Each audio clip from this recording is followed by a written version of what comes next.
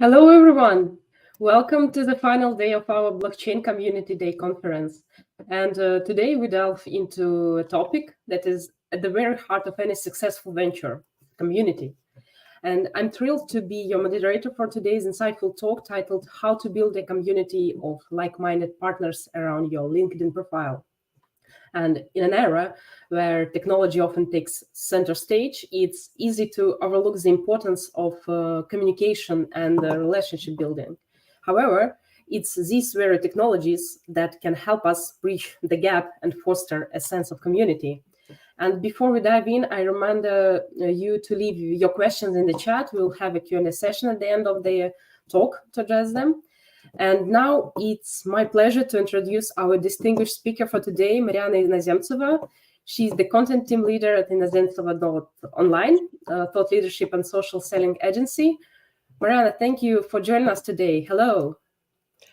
Hi all, I'm Mariana, and today I'm going to talk about building community around your LinkedIn profile. I believe the stage is all yours. Thank you. Why do I know what I'm talking about? Because my job is to help high-tech companies turn their employees into community leaders on LinkedIn.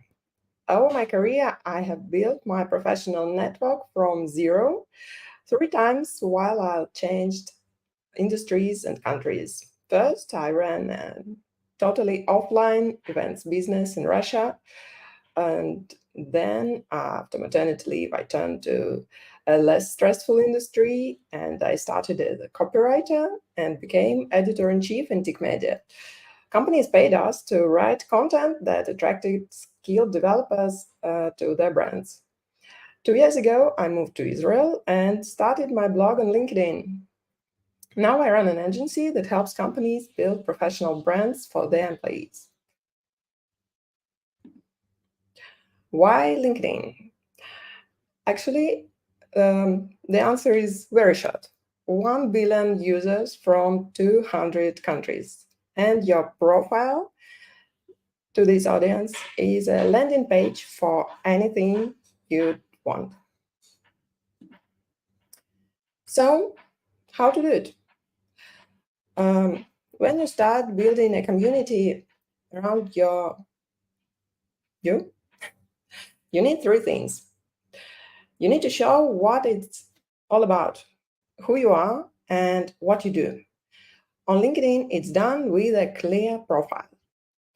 You attract people with sincere networking, and you retain them and interact even more with engaging content. So let's see what a clear profile is. Photo. Yes, first thing everybody sees in your profile is your photo. Make sure it's not blurred, AI generated, and that it's not your ID photo. No ID photos on LinkedIn. And if you want to check how other people see you, you can upload your pic to photofila.com. It's a website where real people score your photos. And I promise you'll be amazed how different face expressions and clothes, haircuts, glasses, how they affect how people see you. And it is important. A pro tip, don't forget also about the background page. The Canva design tool has many good templates for them. Headline is your title and your super short pitch. It is shown with all your comments and with all your messages, and it is the second thing people see after your name. Sometimes people even start with your headline when they're screening comments. So the standard template for a good headline on LinkedIn is your role, your company, keywords of what you do, and how you can help other people, plus some bonus facts. Here I'm giving some examples of people from blockchain industry. You see, with these headlines, you instantly understand if the person can be of some help to you. And this, I think, the main idea of a headline. Featured section. First, this was a creative mode only option, but now LinkedIn sees us all as creators, so everyone can use it. The featured section provides you with a great opportunity to showcase all the important things that show what you do and how cool you are. It helps help people to start trusting you. Show them something that you did. For example, your best posts or a link to your GitHub, your articles and videos, maybe podcasts, your CV if you're looking for a job, your Calendly if you're doing consulting. It could be anything that works for your goal. About. It's a bit longer pitch than your headline. I prefer to make it short and straight to the point. Some more details of your current role and background, and written in first person, like I did, I'm leading, my team created, and so on. I know that some people recommend writing in third person, like he did, his team created, but to me, it looks weird. It's my profile. Come on, I'm talking to my audience directly, not through my press person. But some celebrities prefer third person and old school. So, main thing about, keep it short. 5 or 6 lines at most. Not Roger Ver style, definitely. Experience section.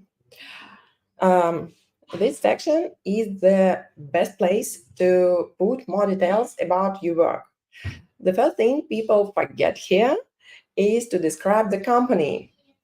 Now, if you worked at Google, it is still a good thing to mention in which part exactly. If the company was smaller than Google, then it's good to tell the readers what it did and give a couple of most important facts and the biggest numbers maybe. And only after that, you explain about your achievements, what you did there.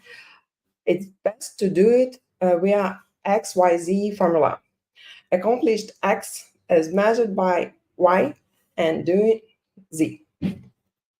So here I have an example. 2 lines about the company, super short, and everyone understands that. 3 more lines about achievement with XYZ framework. Recommendations. This is a very important part that I, alas, don't see often on LinkedIn. But recommendations are your social proof. They prove that you're not a robot, you're a real person, you're cool. Recommendations are great not only to finding jobs or clients, but also to showing other people that your circle of connections. Having recommendations from cool guys lift you up. It could be some experts or founders, your manager. Also, giving recommendation is also very important because it shows you on some cool people profiles.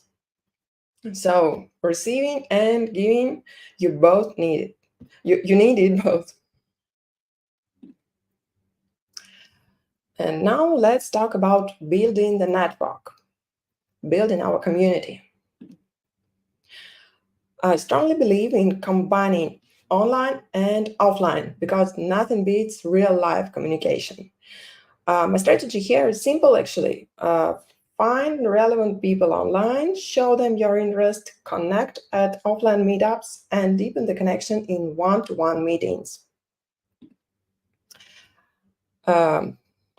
Let's define relevant, whom we want to attract.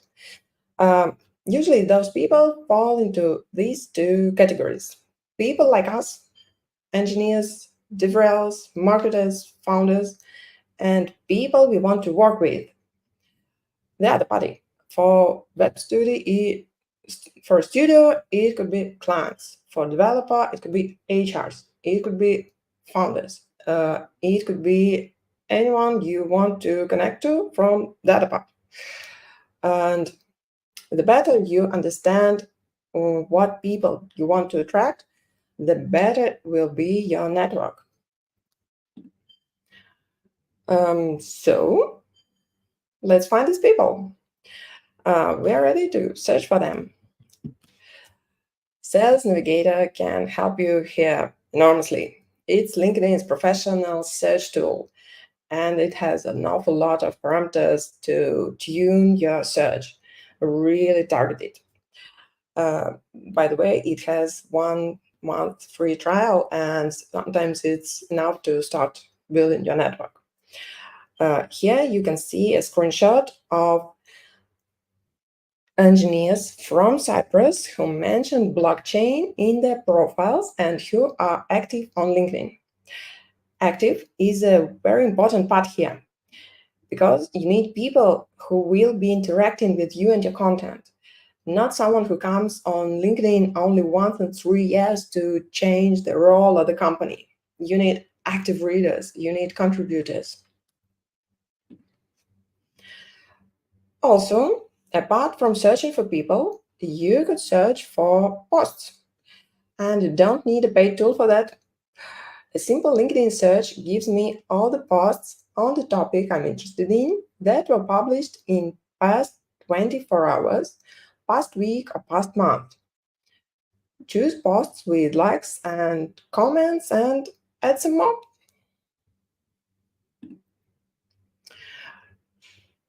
Influencers.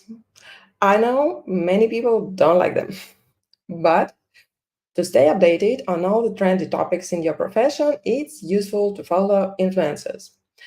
My algorithm for a new industry here is to find the top faces on Google and then look at lesser known people in the comments section. Also, many blockchain pros are more active on X, not so much on LinkedIn. This means that if they post something on LinkedIn, they don't get many comments and your comment will definitely be noticed. Commenting. Yeah, interacting with people. Commenting may seem hard at first, like, what do I have to say to this very smart guy who is a scientist, maybe? Actually, commenting is the shortest way to attract people. So you really need to do it.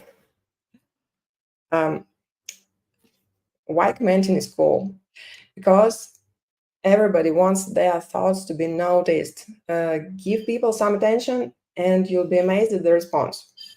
What's more, if you have less than 1,000 connections, your comment under some popular post will get like 10 times more views than your own post on your own page.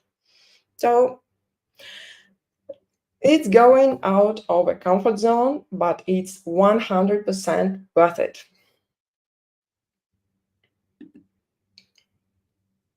Let's go back to offline mode. I like meetups. As I've already said, nothing beats good old offline. I guess in every country there are websites with information, and Eventbrite is pretty much everywhere. So just go check them. And meeting people. A good rule of networking is 1 week, one new connection. It could be offline or via Zoom. Showing interest in other people is giving them value. I think it's priceless. I meet with new people regularly and I maintain the connection afterwards. Just checking on them. How do you do? How is your business? How is your project? And they get back to me and we become friends. And I think it's what we need to connect to people sincerely. And now, content, the valuable thing that unites people around your page. First and foremost, what does not work? Generic fluff. What I mean by that? when someone babbles at length about something and nothing at the same time, you probably seen at all. It always pops up on LinkedIn and other social, like, in today's digital age, blah, blah, blah. Go straight to the point in the shortest way. The readers really value it. Also, LinkedIn is not a place to posting. It's professional network, so it's better to leave personal posts to Instagram and memes to X. Actually, memes nearly never perform well on LinkedIn. Like, fraction of percent perform good. So no memes for LinkedIn. And probably you've seen that too. 100% distilled AI with no human touch whatsoever. It doesn't work. Everyone wants to generate content. Nobody wants to regenerated content. Paradox, and you know it doesn't work. What I think about AI is that one needs to be able to write good posts with one's own hand first. For those who can write, I recommend following Ruben Hassid. He posts good prompts for content regularly. And what does work? Your findings, your how-tos, building in public, your pet project, or any cool thing you learned. Don't wait for your startup to go to IPO. You can start writing about it, even if it is just an idea for now and you would like some support maybe. Fixing just some tiny thing, it could be also useful for other people. And people really value life experience, not something generated or generic. Also, what works too is your story. Yeah, I told you about personal stuff and how LinkedIn is not the right place for personal stuff, but this is your story in professional way. How you learned what you know now, how you became an expert, your struggles and your wins and your challenges that you overcome. It all helps people see you as a real life person and connect with you emotionally. And it is super important in building community. Show your professional style, professional persona, but persona, not some robot, a real guy or girl. And your personality. What I mean here is your honest attitude. If you think that something is underpraised, you can just say that. Yes, being opinionated is maybe not a good thing, but you must have an opinion to be a center of community. To be a thought leader, you must have an opinion and tell people what you think, what you really think. And the worst thing one could do is go in corporate on their own page, like, on one hand, without saying what their attitude is. So please be sincere. Topics to write about. They are strongly connected to everything I said above. The easiest thing possible is writing about meeting with other people, meetings, meetups, one-to-one. Give kudos. Tell people, I met this guy and I learned from him this and this. I talked with this girl at a meetup and she said, I think it's brilliant.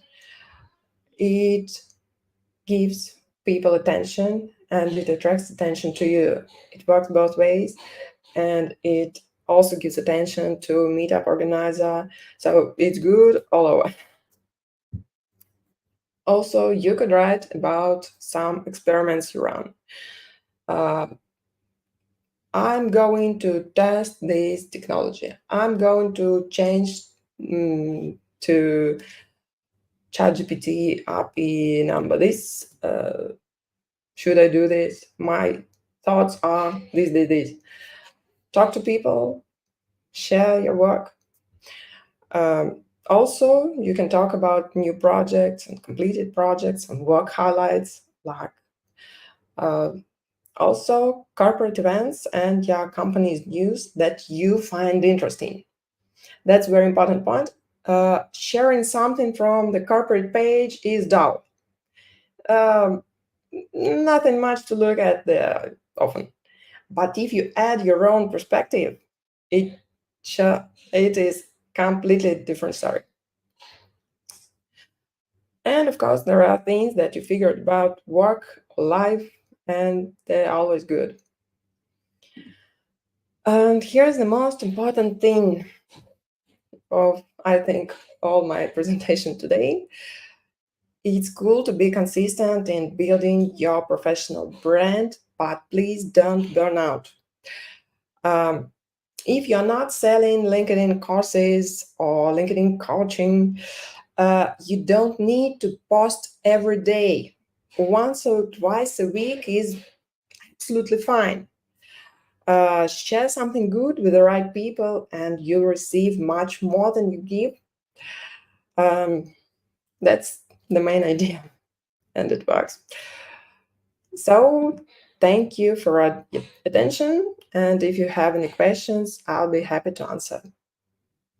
Thank you, Mariana. That was great, insightful, and like there was a lot of information like to think about.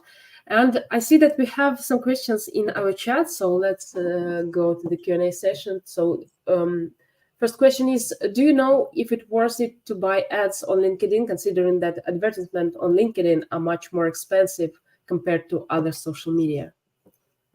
Yes, it works. The short answer is yes. They are super expensive compared to other sources for a good reason, because LinkedIn helps you do the super good targeting on your own company, and for B2B companies, it's just priceless. Also, as I'm running social selling projects too, we use this option of promoting an employee's post. Like CBDO is posting something about the product from her perspective, with her emotions, her photos at probably a booth at some event, and marketing promotes these posts, and ROI is just perfect. Okay, great. So does it mean that LinkedIn's algorithm can be used in our advantage as like the person, not only as the community? Excuse me? The algorithms, like we always hear this word when we're talking about the social media. Can it be used if we want to, I don't know, promoting our account? Algorithm is complicated thing. When you post on LinkedIn, you always deal with the algorithm. So it could be good, it could perform awfully. It also happens. And don't get frustrated when your content doesn't get engagement. Maybe something clicked in the wrong way in the algorithm. It happens, really. What does not have good traction on LinkedIn is content from corporate pages. They are mostly dead. And to get attention to your corporate page, you need to pay. That's the only way. Okay. And one more question, how risky is using outreach tools like LinkedIn Helper instead of buying a premium subscription? It's not one or the other. You need, for some things, you need both premium subscription and LinkedIn Helper. And it is for automating cold outreach. For example, it is risky, but LinkedIn Helper is kind of official if you don't overuse it. Like, don't try to connect 4 LinkedIn helpers, for 4 people to one account through 4 different LinkedIn helpers. I don't know, don't overdo the quota for connections and messages. And but the question is what you are using LinkedIn for. If you're building a real community and a real network, I don't believe in automation in that respect, because I strongly believe in human connections, and it's hard to automate that. Okay. And actually, talking about me, I'm not quite often use my LinkedIn. So what 3 advices would you give me to start and encourage me to use it more often? LinkedIn is a good investment of one's time, and you just scroll the feed and comment here and there, and people start noticing you, and you go to top of their minds if they're looking for someone for a great role and for some great project, and you're basically doing social media doom scrolling. So LinkedIn is very nice for this. Okay, I will try to work on it again. Thank you for it's to start with LinkedIn. The best thing is to subscribe to people you really like. People you are interested in, not people you need, but people you like. And then you see their content, you want to comment on that, they're doing great things, and you want to tell them that. So yeah, turn it into a game, not into dull routine. Take some fun. Sounds like a nice source of motivation. Oh yeah. Okay. Let me check if we have more questions. Can see. So as we close this session, let's give a virtual round of applause to Mariana for her invaluable contribution to our Blockchain Community Day conference. Thank you very much, Mariana, for being with us today. Thank you for inviting me. Thank you. And thanks everyone for joining. Stay safe and stay connected. Goodbye. Bye.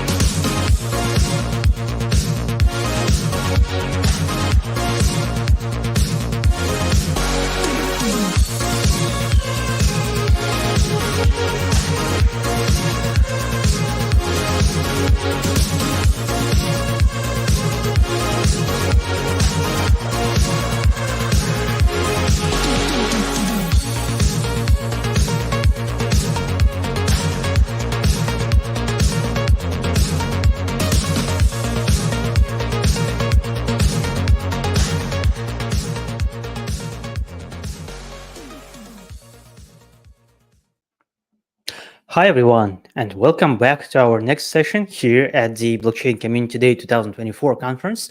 This is our second talk today out of 6 talks, and we've got the next topic named Crowdsourced Security of Web3 Projects, together with our esteemed guest, Dmitro Matviev, who is a CEO at Hackenproof. Hi, Dmitro. Hey everyone. Thanks for listening. Yeah, thank you so much for joining. And before we start, I'd like to remind our audience to leave your questions in the live chats where you are watching this live session, or maybe after we publish this recording. And we will try to go through the questions at the end of today's session. And I believe we can now see your screen. And I would like to wish you a good luck. And the stage is yours. Thanks. Hello everyone. Thanks for listening too. And I'm Dimitro. I'm CEO of Hackenproof. And today I would like to discuss a topic about security, of course. And the topic is about crowdsourced security of Web3 projects. And I hope you will enjoy. And of course, we will tell you some insights and tell more about how it happens nowadays. So in generally, how actually you develop project. So you have an idea, you actually have a stack, you develop, you test, fix, and of course, talk about security, you're preparing for auditing. And you need documentation, you need access for company who actually will does this audit, and etc. Um, what might happen when actually we skip audit? And by answering to this question, let's take a look at current market state. So in 2022, 3.7 billion was stolen by crypto hacks and scams, and 1.7 in 2023. The difference might happen due to market. I mean, like last year, just a few new projects became, and maybe not so much mistakes. But this year we already have some hacks, and the numbers might be even bigger than in 2022. So the main question, and actually the main topic of this conference, is actually how to secure your project. And actually take a look how usually audit happens nowadays. So you code something, then you actually do audit, you fix when someone actually find a vulnerability and deploy. It's a circle. So you actually do same things all the time. You develop new smart contracts, you develop new projects, you actually expand your ecosystem, and you do same. So usually on a market right now, we have two types of audit. Crowdsourced audit, it's traditional general audit done by some firm. And general audit has following stages. So you actually have a code base and you share this with auditing firm. You get a quote. They actually take some time to do audit, and as a result, you get an audit report. And if it's needed, you ask it for remediation check. And you actually might met such companies as Hacken, as Diligence, as Open Zeppelin on the market. They're quite famous for big projects they did, and etc. And let's take a look at these pros and cons of a general audit. So first of all is reputation. Such companies like Hacken, like Open Zeppelin, they have a track record. So you can visit their website, you can actually see what they did before, which companies actually already work with them. And you have those history. One more actually pros of audit, actually it's guarantees that all codebase will be reviewed from scratch. That means that company will take your code, will analyze the project and review everything they need to actually done audit. Also, one more thing is marketing. So of course, if you a new and small project and you need brand awareness, you will need social media, you will need a branded report, you would like to share this report with famous companies or maybe with VC. So such companies like Hacking, like OpenZeppelin, they actually have already a good quality of community. They also have own brand that can help with marketing. Of course, we have some cons here. Let's say you're limited by team. So you have to trust that company actually has enough eyes that will be on your code. Also, you're limited by time because money, and you have a time during which the company actually will do the audit, and a price. Such companies, they already have a brand, they already have a name, and of course the pricing will be very high. And it's normal actually, but you have to understand that you should be prepared for such pricing. Crowdsource audit, it also has same stage as traditional one. The difference is that actually crowdsource audit. So crowdsource audit, it's audit done by community by researchers. That means that you need to host somewhere this program on the specific platform, and you will have an account there. You will have a profile.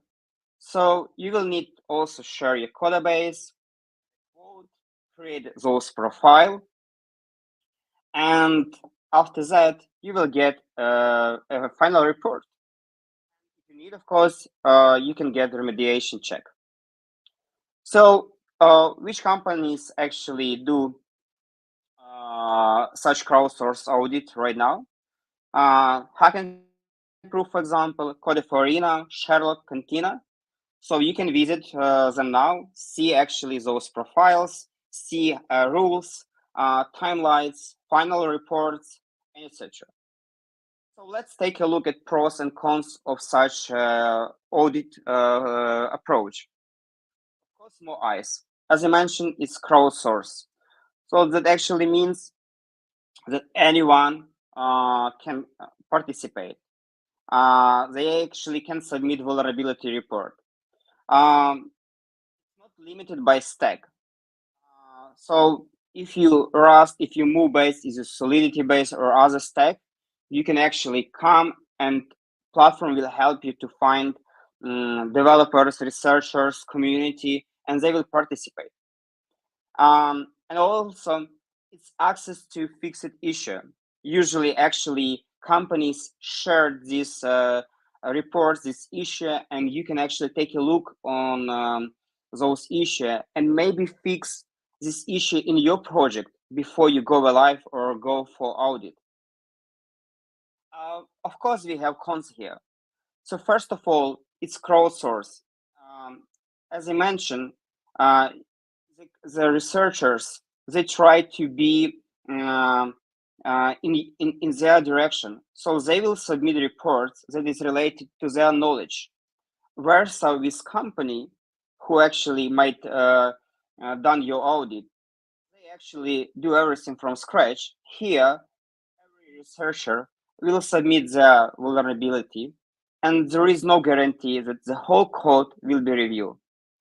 One more cons, actually, codebase should be public, and you need to have well-written documentation.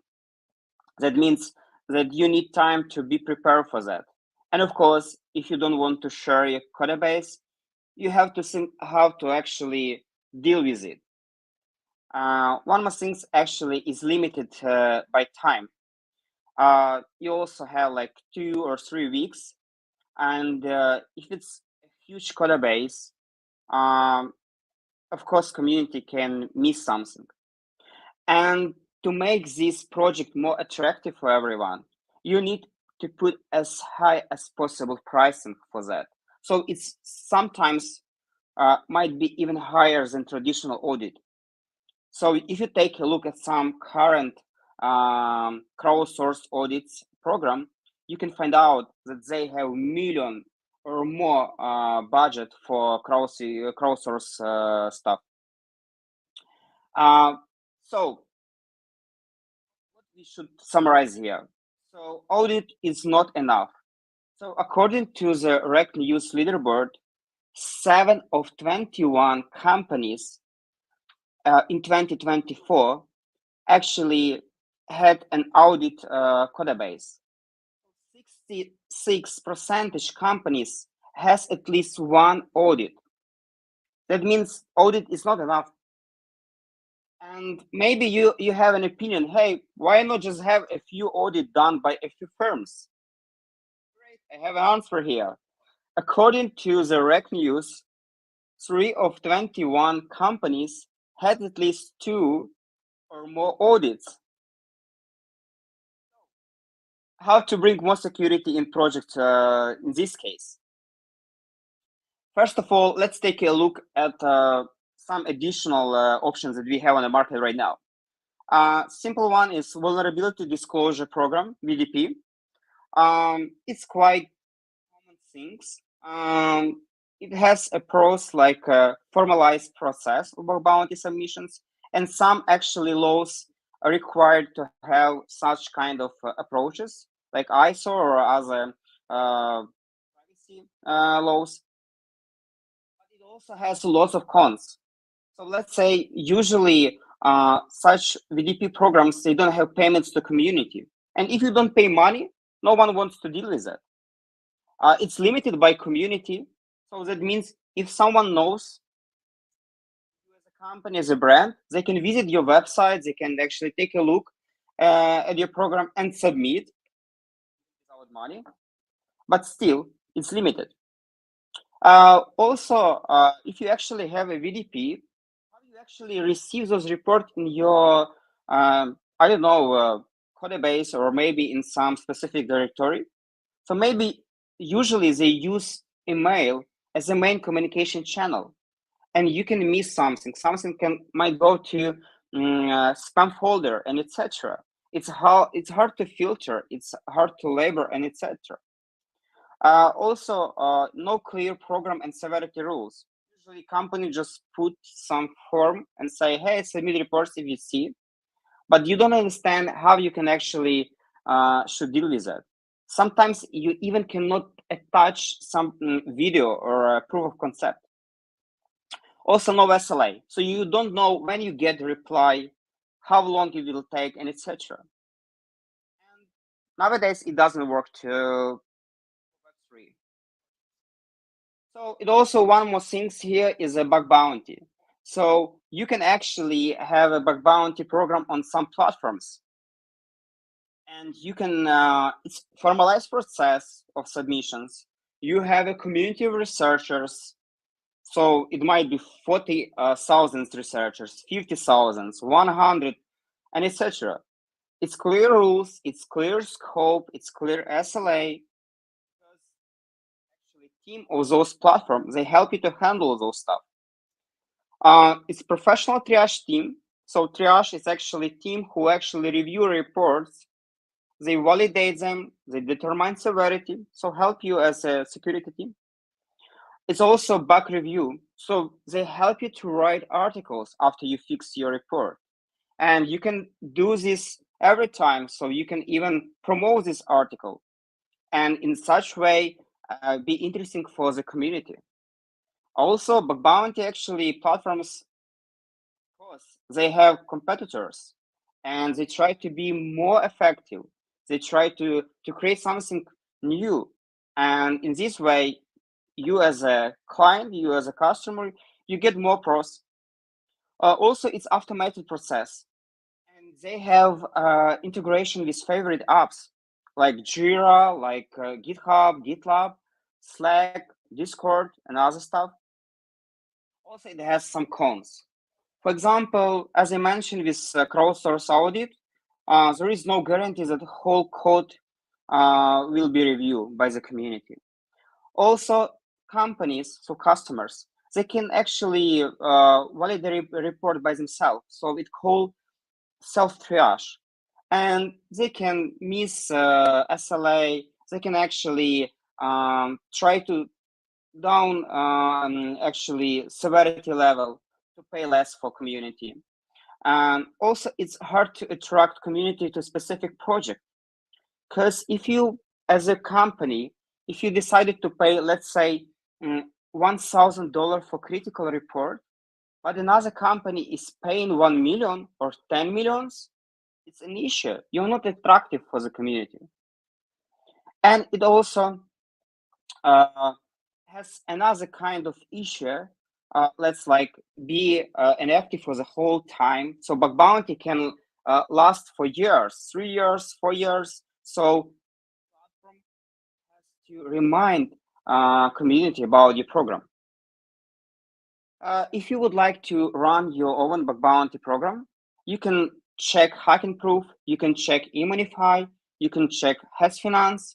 As you see, famous companies work with them, like UpToSui, Near, Arbitrum, and etc. So they already know what is bug bounty. So it's very clear process on the Web3 market. One more actually option is having on-chain monitoring tools. Monitoring tools, they monitor something, yeah, and they monitor real time.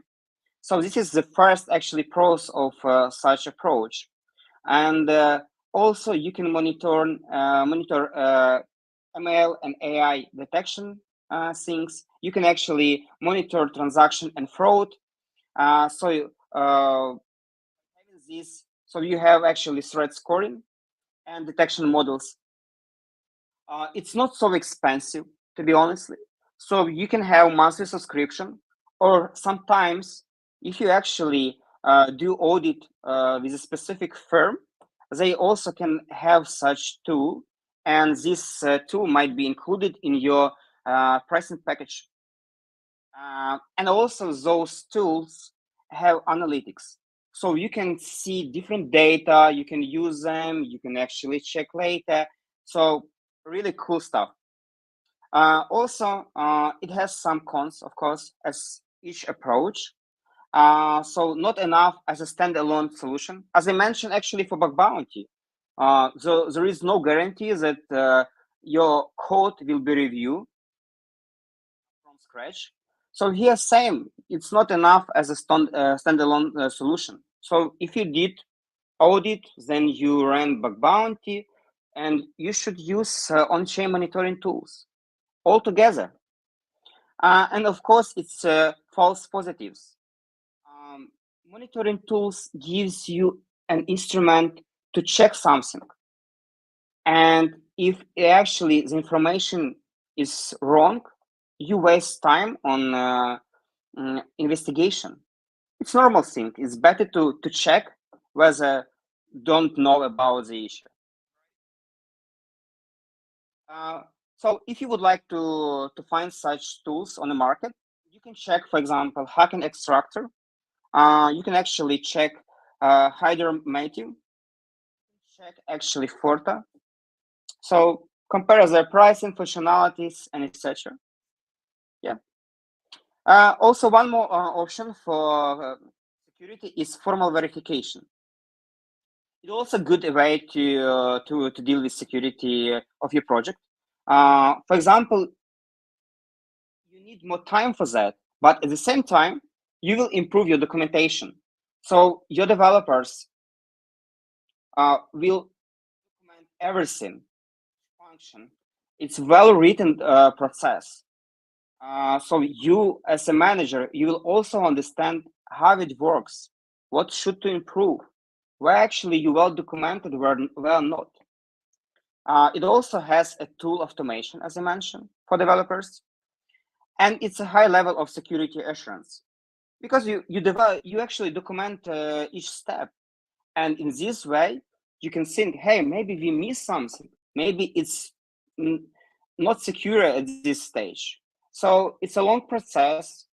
It takes time, and but still it gives good result. And as you see, we have cons here, like time consuming.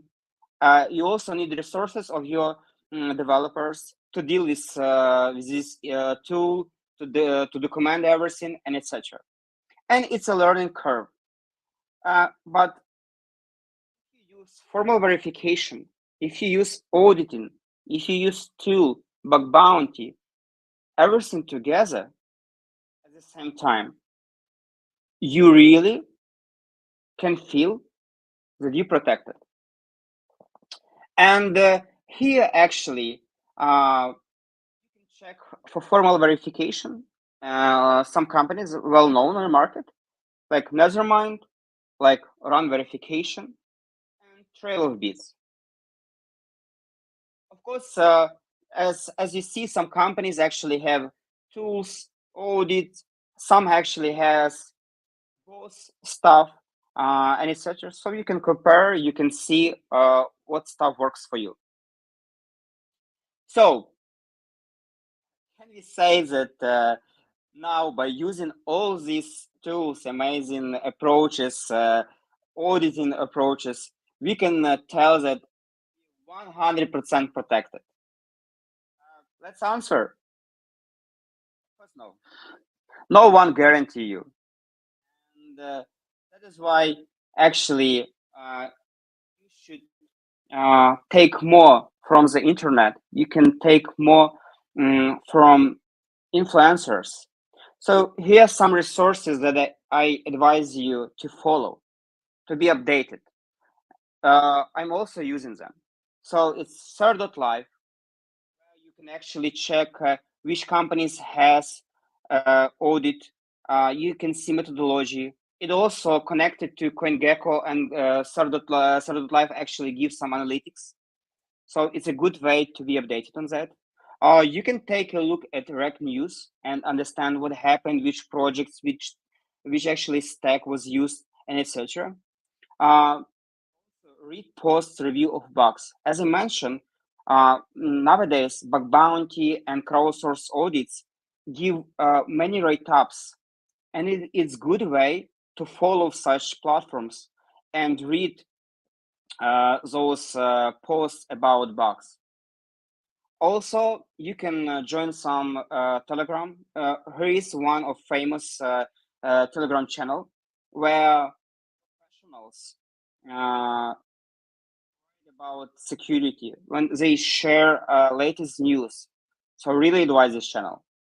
And of course, you can join in Twitter or LinkedIn accounts of security companies or researchers, follow them, meet them at some conferences, talk about issue, talk about stack. It's a really good approach. From my side, I really thank you for attention. If you would like to ask me something or take I don't know, some time with me and talk around security, please follow me or write me in Telegram, Twitter, LinkedIn. Yeah. Thanks for listening to. Yeah, thank you so much, Dmitro, for providing such a great overview of what is going on in the field of crowdsourced security. That was really useful, even for those people like me who are not really deep into the topic. And let me just quickly check the live chats where we are receiving the questions. Yeah, we have some time, so please leave your questions in the chat. And the first question says, can you provide real-world examples of what can go wrong when an audit is skipped during a project's development? Of course, it's a really good question. So at this moment, let's say how market deal with crypto projects. You try to develop your project, you try to invest money, and if you skip audit, first of all, someone will require this. If me as end user or as investor try to invest to your project, I would like to know that in a while your project won't be hacked by someone.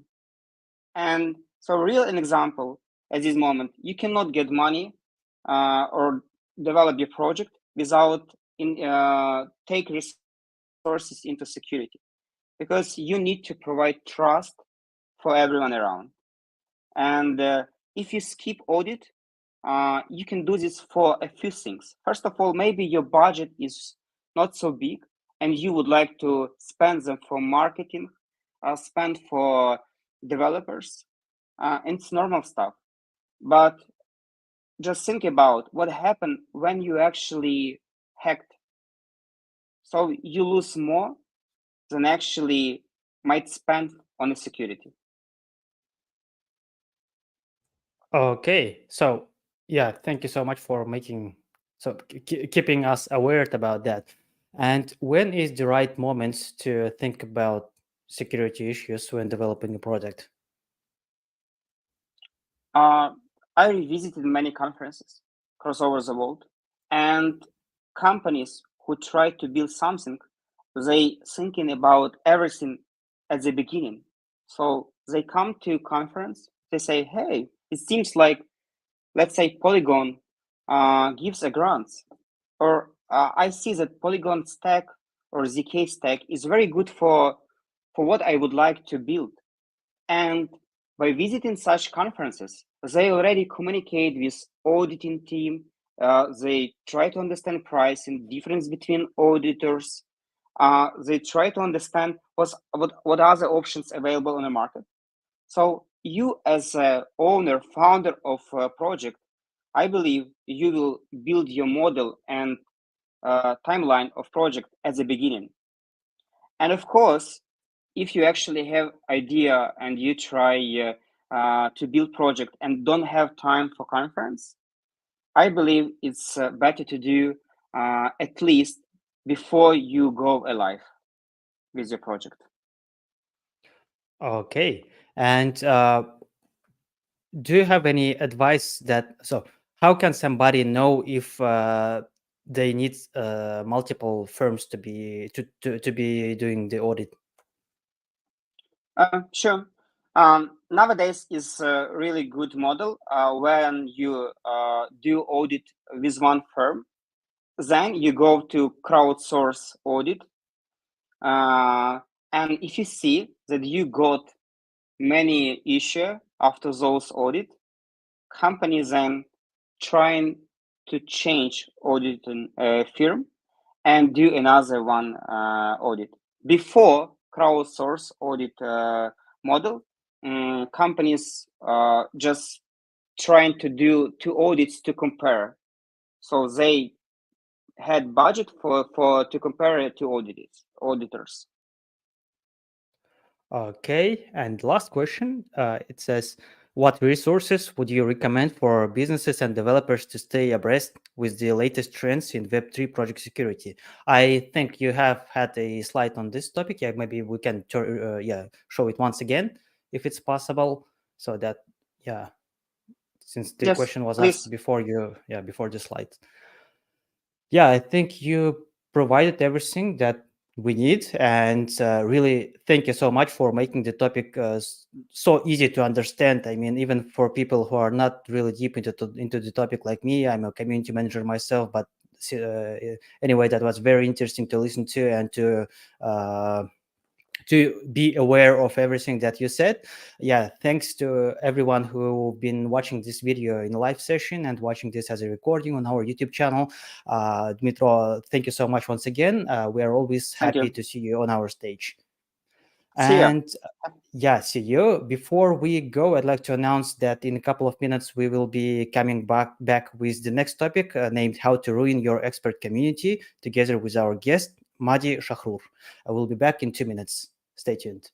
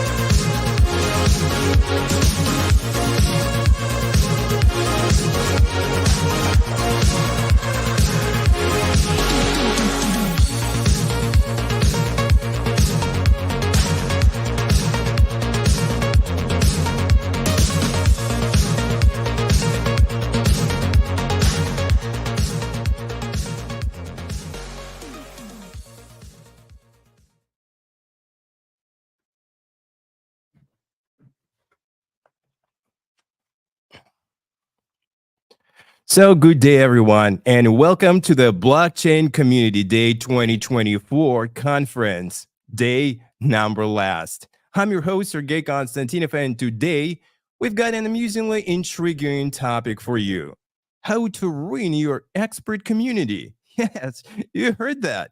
And to make sure that you get the hang of it, we've invited a special guest who's quite the expert in this amazing process, Madi Shakur. Madi, welcome. Thank you for bringing such an interesting topic to our conference. And to start with, please, just a couple of words about yourself. Yeah, thank you. Thank you so much for having me today. It's a great pleasure to be in front of you guys. Like both ways, either you see it offline or online. I'm the Smart Communication Studio Managing Partner. So this is a company I'm ruling for like last 9 years, but like 4 of them we're totally focusing on the communication issues within the companies, which are mostly IT companies. So we're focused on corporate education and consulting firstly. And for last 2-3 years, we had like a bunch of requests connected with the community of experts and how to build it in the company. So we had seen, a lot of different like ideas and techniques, and some of them actually they did only harm. Some of them they made some benefits. So today we'll talk with you about them a little bit.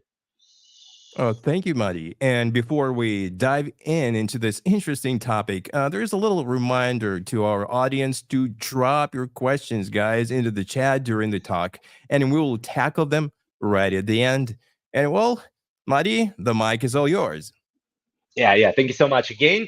Once more time, it's great if you will have some questions. So the part of my speech, it will be great if it will be about your questions and my answers, which should be really relevant for you. I guess so. So let's dive deep into our own motion. And firstly, we'll speak about like the community itself. And we believe that there are different, but maybe three main ideas, three main benefits you can choose to create your community for. And our clients, the companies we have been working with, they usually highlighted one of those three. The first one is about like to enhance the problem solving and the fresh look of the group of people, because if they interact with each other, if they feel as a part of the community, they actually will be communicating more in a more efficient manner, and that is why they will be able to make the decisions in a better way, and the company will also benefit from that surely.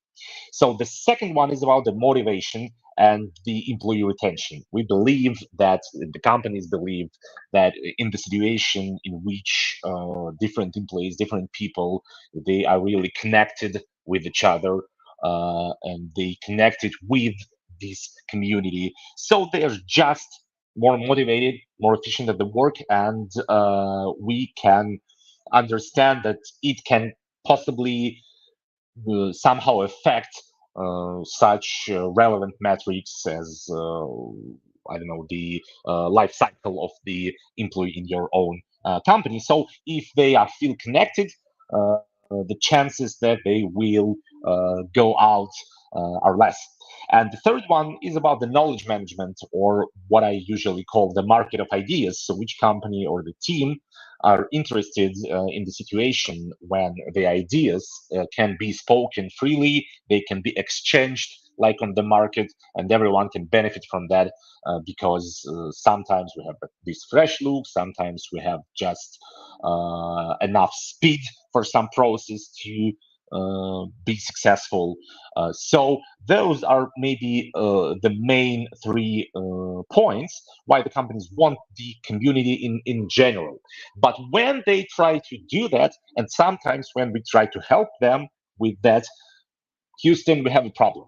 And this problem is connected firstly with the time, money, and all of other types of the resources, because at some point we usually find ourselves in the position, and the company find itself in the position when the company need to invest a lot to push the community in. So, and if we don't push, actually everything stops, nothing happens. So if we have, for example, the community which is mainly located in some kind of the chat like Slack, so if we do not push extra hard, nobody is actually write down anything, or there's no communication, there's no connection between the people. So in a lot of situations, those companies, they just ensure themselves that, well, maybe the community is the mechanics, is a tool here are not is not the perfect fit, and that is why maybe it doesn't work for us at all. So we just will not let ourselves to do it a little bit more and to wait for the result. And this is why I believe this topic can be really relevant, because the main disclaimer is yes, it is like never easy, and you're never guaranteed that you will have the good community, even if you did all the things like in a good way. So what we will talk about today? Firstly, we'll talk about some epic fails compilation. So those are the main strategies if you want to ruin your community. And in this section, we also will speak about some solutions, what you can do with that.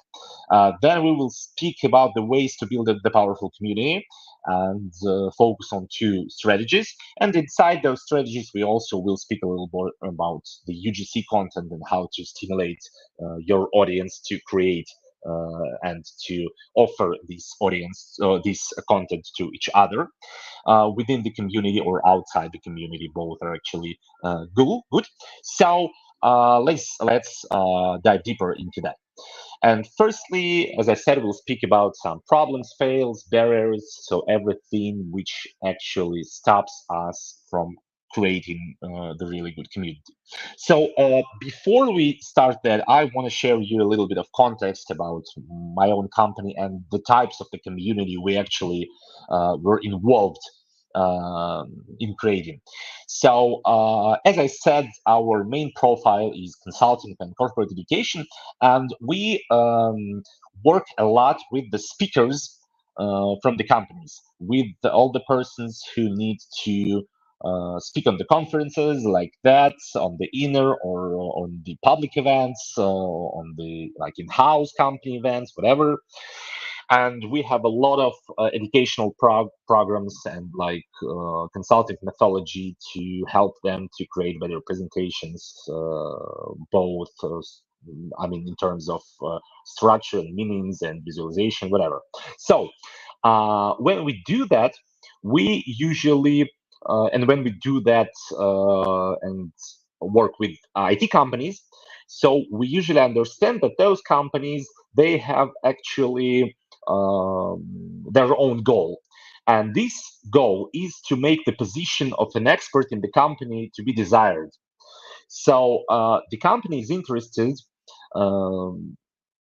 in the situation, then the experts, they actually motivated to share their own experience through different channels. In our case, those channels are public speeches, some technical articles, professional articles on the professional platforms, and some inner educational products. When we had 2 clients who actually wanted to create the community of experts who will be able to share their own knowledges and skills with their colleagues through the special platform. So they believe that if they will be part of the community of the people who will love to share their own expertise, it will be nice for the project, which was the long and really costly for the company. So in our cases, the community, the amount of people in the community was varies from 10 to 150 people. When we spoke about the public speakers, it's usually like from 10 to 40. If we speak about articles or inner educational products, the audience is like from 30 to 100, and in one case even 150 person. So, and the main place of those communities we helped to build was usually the Slack or the Telegram channel, in which was, like the core point, the main hub point in which the community is holding together. So this is about the request itself, and what about the criteria of success for the for the companies? What are the terms of success? So in our cases, like those four were the main. So the first one is about making the community be able to grow sustainably, So this is about scalability. This is about that it should work itself after some period of time, and it can scale because of the motivation and because of the actions of the people inside the community. So the second one, which is pretty classical for the community, is like the cross-pollination of ideas. And we believe that, yeah, this is actually pretty valid term of success, because this is one of the main benefits that the community can give to you, if it is the expert community or I don't know, whatever community you want to create. Because again, if people talk with each other more, if they try to somehow explain their own ideas and initiatives to each other, so they are like becoming to understand each other better, which is crucially for the efficiency of a lot of process in teams and like between teams. Another one is about the UGC content, because yes, if we locate, like the main location of the community is chat, so yes, we need them to create their own content and offer it to other members of the community via this platform. So we want them to post something, we want them to share stories, we want them to answer questions, we want them to make videos, audios, whatever. So not all the content in the community can be provided by the community manager or the company itself. And of course, it's about the peer-to-peer interaction, which is not the same with cross-pollination of ideas, because you can cross-pollinate just through the text form, but peer-to-peer interaction is more about the personal interaction between you and the other person and the other participant of the community, and it can be both online or offline, but this is only about you two and your own common like ground and the common goals in terms of that community. So this is about the context, and let's dive deep into some of the failures, into some of those deadly sins of the community making. And the first, of course, of them is the lack of purpose, which is like I guess the most common anti-pattern in community management, and that is why we actually need to focus on that really, really, really hard. So we'll start to dive deep into that. And from the one hand, companies usually understand how they will benefit from that community. Because they understand it will enhance their HR brand, for example, it will enhance their PR activities, the marketing activities, or even the performance. And in our case, it was like pretty the same. So yes, they understand that if people will speak more on the conferences and write more expert articles, so other people who they may hire to the company, they will read and listen to that, and that is why they will feel the company as the more credible one. So this is the benefit I understand clearly. Of course, if they generate some content, we can use that in some PR activities because this is actually a good idea, and we can just take the content and transform this content into whatever we want, into other articles, videos, whatever. And of course, it's about the performance because they believe that if you actually try to speak to other people about something you are an expert in, so while doing that, you will understand better for yourself how it works, and you will be able to again transfer those ideas and your own insights to your colleagues just on the workplace during the work time, and that is why it will enhance the performance. But this is still a lack of purpose situation, because all of those purposes and goals are from the company side, are from the community management side, but they are not from the audience perspective. So this is why that is the problem, and we should ask ourselves, what is the purpose for the participants? And actually, there can be only two ways generally here. The first purpose is to fulfill the opportunities, and the second one is to relieve the pain. So we need to dive deeper here, and we need to understand what opportunities they want to fulfill and what are those barriers or pains we want them to relieve from. And this is why we can do some kind of the research. I guess some of you know about Customer Journey Map, which is the marketing tool, and which helps us to analyze how our customers feel themselves on different stages of the process. Usually, this is about the stages of selling a product or a service, but we can use the same idea and we can try to create this, not the customer journey map, but this, and not the community journey map, but the journey map connected with the main process we are actually working with. So, for example, if we understand, like in our case, that the idea is that the audience, you should focus your community on like the particular problem they have, on something which will be really relevant for them.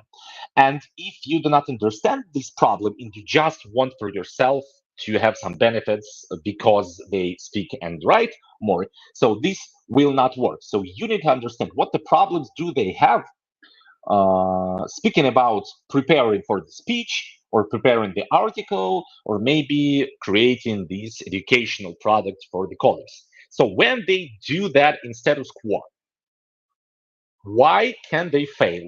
What is frustrating to them? What are the main problems that stop them from being effective in that way? And if you will use that CGM logic, you will find some weak points. So how can you do that? Of course, you need to have like the research, and you need to talk with the people. So if you want to make the community, you need to understand the purpose really, really clear, and that is why you actually need to somehow clarify those needs and pains. And in our case, we understood that in terms of public speaking, and those public speakers in the company, they have different like those pain points. The first one is that they have no place for practice outside of the conferences, so they cannot test some of their own ideas, or they feel not confident enough because they did not have enough time to practice, or they didn't have like the special process for practice, whatever. So yes, this is the first point. The second point is that practically all of them usually have what is called like imposter syndrome. That means they do not believe that what they actually do is beneficial for the company and for themselves, and they also do not believe that the content they can share is really valuable for other people. And the third one is that they need to redo or rework some part of the job they had done in the past because they understand that the product, I mean, the speech is not good enough. So they need to rework and they do and rework and they do, and it is frustrating too.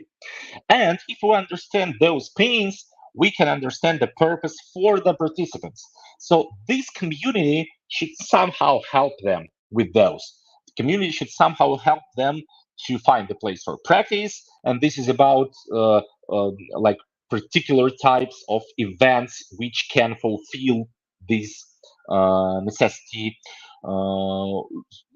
It should be the safe space so they can understand that it's perfectly okay to make a mistake here or there in their own speech, and it should help them to decrease the amount of work they actually do while they preparing.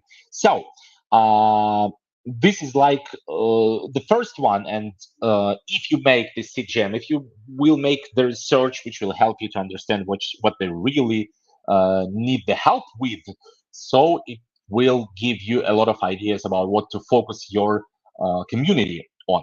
So yes, we understood those things. So the activities in that case were focused on that, but it was not an easy one because why we could actually understood this purpose is because like the first experience with the same task in other company was actually ruined because we were like just okay with those things the company representative said to us. So yes, those are your goals. We're okay with that. Let's try.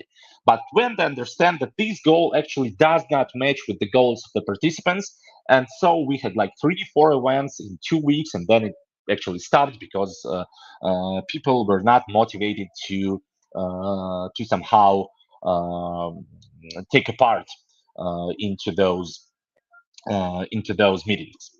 So another barrier is about the lack of a core team. So we understand that for the community to move forward, we need the trendsetter and we need some first followers. So we need the people who will show on their own example that this is kind of cool. And in a lot of cases, we have none of those, but we have only the community manager. And there are two different types of the problem with the community manager. So firstly, it can be too much of the community manager or not enough of the presence of the community manager, for example, in that Slack chat. So if the only posts, the only ideas, the only initiative goes from the community manager and all of other people, yes, they can, like reply on something. Yes, they can answer some questions, but or quizzes, but they will never feel themselves as part, and they will never generate some content because it's like we just do what this person says. So actually, the main idea from our experience here is to try to attract the local influencers when you're starting to make the community. So you need to find the guy or girl who is an expert in the topic and who is ready to be your ally in terms of the community and in terms of how to manage this community. So that's how it actually works. And the two most successful cases, speaking about those public speaker communities, one of them was connected with the figure of the STO of the company, who was a good public speaker, who has spoken a lot, and who actually was this benchmark for other people, so they can reference themselves and somehow compare with their STO, and this fulfills the project with the huge amount of the driving energy, what actually helps it to be fulfilled successfully. So, diving a little bit more deep into our experience, I would say that you can try to use different formats here. So, sometimes we had the good results because we made some podcasts or interview which are within the company, and in those interviews, the people who are like the good speakers or who helps other colleagues to learn new skills and new stuff. So if we will create a piece of content in which those people will share how they actually do that, what are the main fears of them, what was the journey. I mean, they can compare themselves as the newbie speaker to the rookie speaker, and they can somehow reflect their own path, their own way to the current position. So if this is informal, if this is about, you know, some weaknesses, this can actually be a good idea, because what it helps us to do is actually to construct the personal brand of the people who should be our trendsetters or first followers in the community. So if we have like informal corporate culture, we can go like forward, and we can also use some kind of memes or even Instagram reels, in which, for example, in our experience, there was a situation then to try to highlight attention, to grab attention about the public speakers of the company, because if you just make the post, then someone he was speaking at that conference, good for him or for her. So in a lot of cases, people just this is like the blind zone, so they skip this information. This information actually doesn't help them to feel something. So if you want them to feel something, you can use other formats like the reels, and it can be funny, it can be whatever you like, but this is like the short format, and you can use the special account, or in some kind of a company account, you can use its vertical videos just to help the colleagues to be aware of what is actually happening. And of course, this is all actually about highlighting some achievements and some initiatives. So this is about the community manager. Sometimes, as I said, it can be too much. So a lot of messages. This is pushy, and I understand like someone actually wants something from me all of the time. But another problem is that community manager can be really silent. He or she can practically disappear and not fulfilling those facilitation obligations to evolve the community. So I could say that this is crucial to highlight any initiative you have in that chat. So you can try to focus on asking more questions, especially the open ones. So you can try to somehow highlight some idea, or maybe to ask more about what some people say or speak of. So you need to be interested in what they are saying and doing, and you need to reply fast on that. If you do, so yes, they will feel themselves in a good way, and this is what we actually need. The next part is about the hierarchy, and we can say that yes, sometimes the companies, they want to create a community, and they try to use those rigid hierarchical structures, which can kill all of the creativity and the inner communication, this open communication, and this of course will ruin everything. So it's just not a good idea. If you make the community, you should from the scratch think of that as a really horizontal structure. This is why this community manager should not be like the leader of the community, or the main person in the community. It's just the person who helps to facilitate. And even if your community is based on the on these leaders of opinions, on these recognized experts within the company with a good personal brand within the company. Still, they are not just ruling it, or they're not just making the decisions of what's going on later. And if you have this strict hierarchy, it will stop your community from growing sooner or later.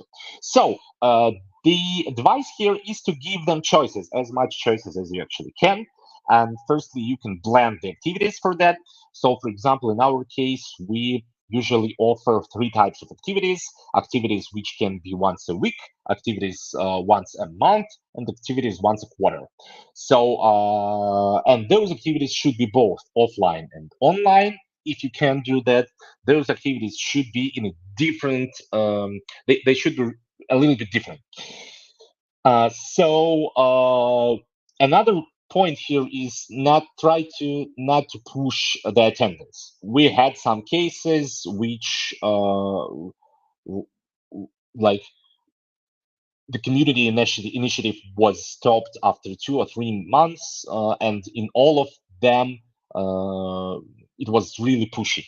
So you need to attend, or those companies, they tried to like go both ways. From the one side, they want to create a safe space and to try to connect the people inside the community. From the other side, they reframe some kind of the metrics or KPI for those people. So this is like a hard and a soft approach. And if you are too pushy, so it will not end good. And I guess the main idea here is to help the community members to create a path together.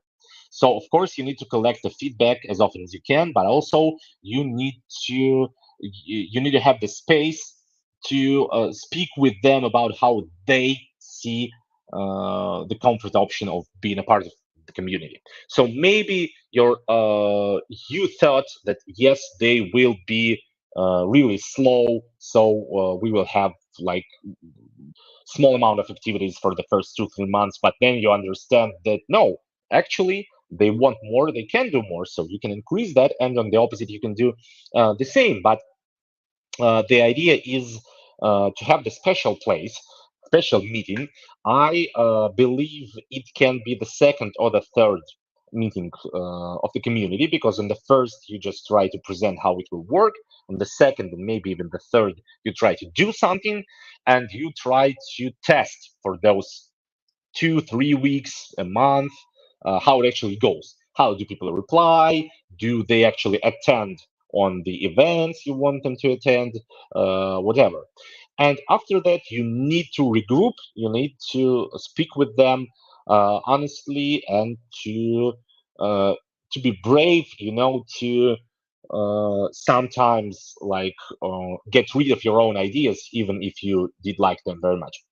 And the last one of those is the hurry, because sometimes we try to hurry up really, really, really fast, and we should understand that the community building it is never super easy. It's never fast. So sometimes we listen from our clients that they reject the community idea because they tried and they failed in the first 2-3 months. So now they will stop. We should say that you always need to be calm and patient here, but to be calm and patient, you can do two main things. Firstly, not try to create the whole path for a year or maybe half a year, because it will be fixed. You will be not so flexible.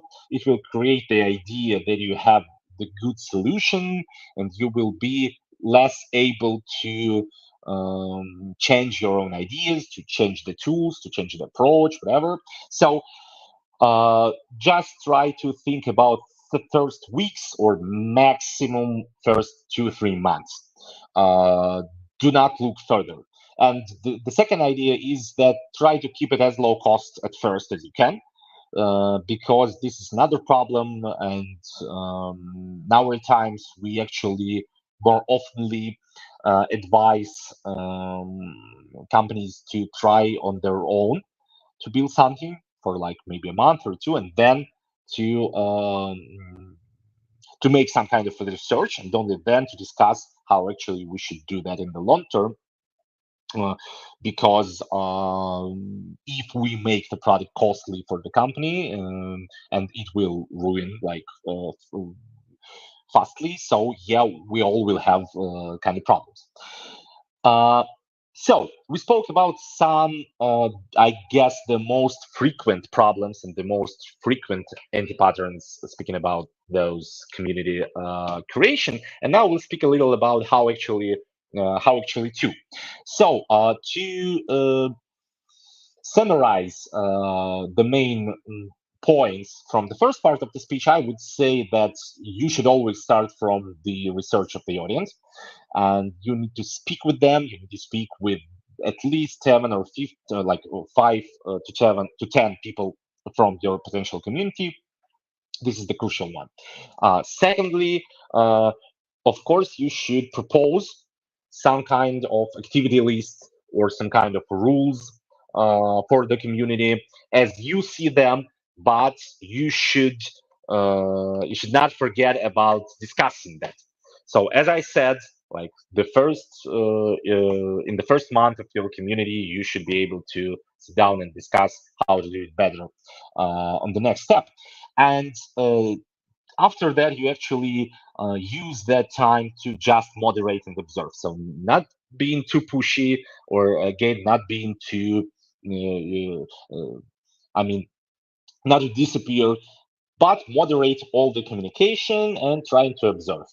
So this will be nice if you, as community managing team, which can consist of, I don't know, 2-3 people, if you will have the place to communicate and to discuss, to analyze what is going on. So to just read all the content, to maybe ask some additional questions to the community members, so to reframe maybe a little bit.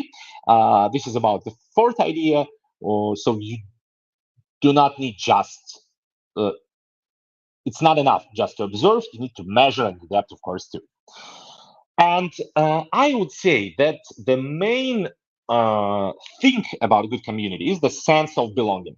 So just we'll speak about some tools that can help us creating this sense of the belonging. And the first of them is the peer mentoring, which is pretty good idea. And we had only once that experiment, but it was working well.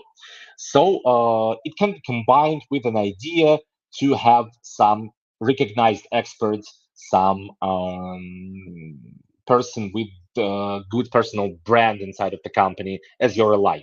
So this person or a bunch of people, they can be in the position of the mentors to the other people in the community. For example, in those projects connected with the articles, not with the speakers, but with the people who should commit those technical and professional articles on the platforms.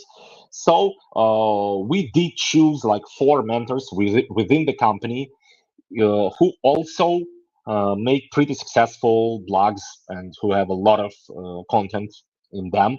So we offered an opportunity for each member of the community to be a mentee with those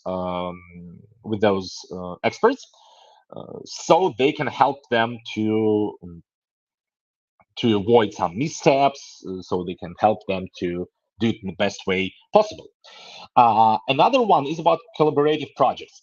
So if you believe that your community should last like more than a few weeks, so you can think about what can be this project the group can somehow commit in during the whole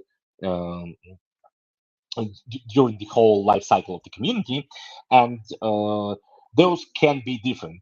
In our cases, this was pretty easy because the project was like the final speech, the final text, or the final educational product. But it is important for those projects to be the group projects, the collaborative projects, not the personal one. And this collaboration is actually the key to success.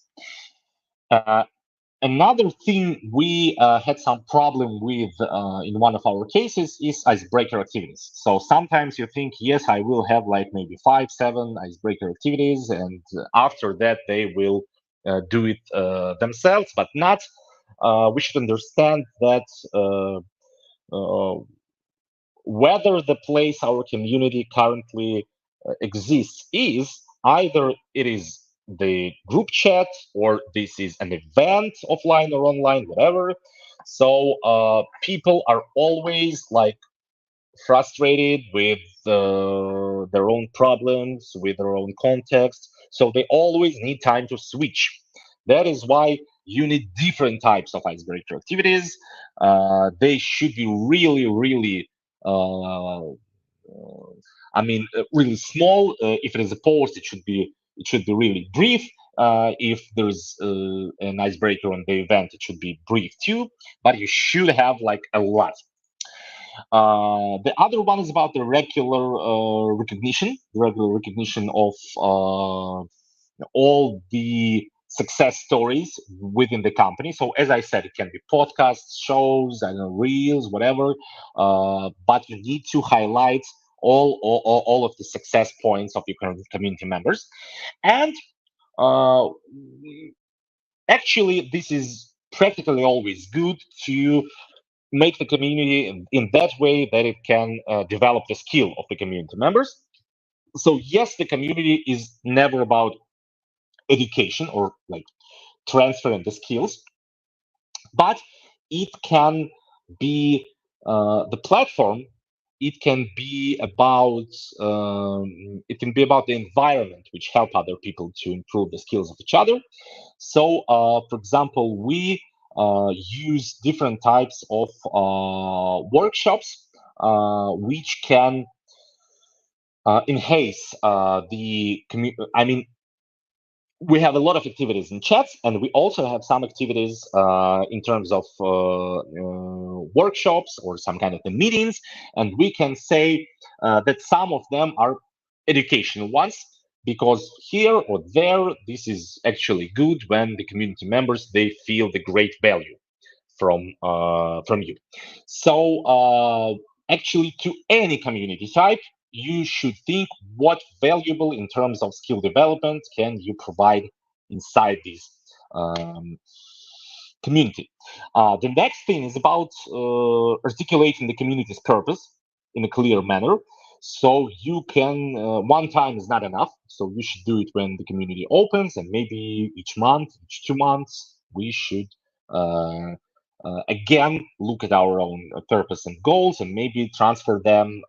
We had an experience when the community goals dramatically switched after 3.5 months of this community, because again, after those 3 months, it was not perfectly reflecting the real problems and the real needs of community members.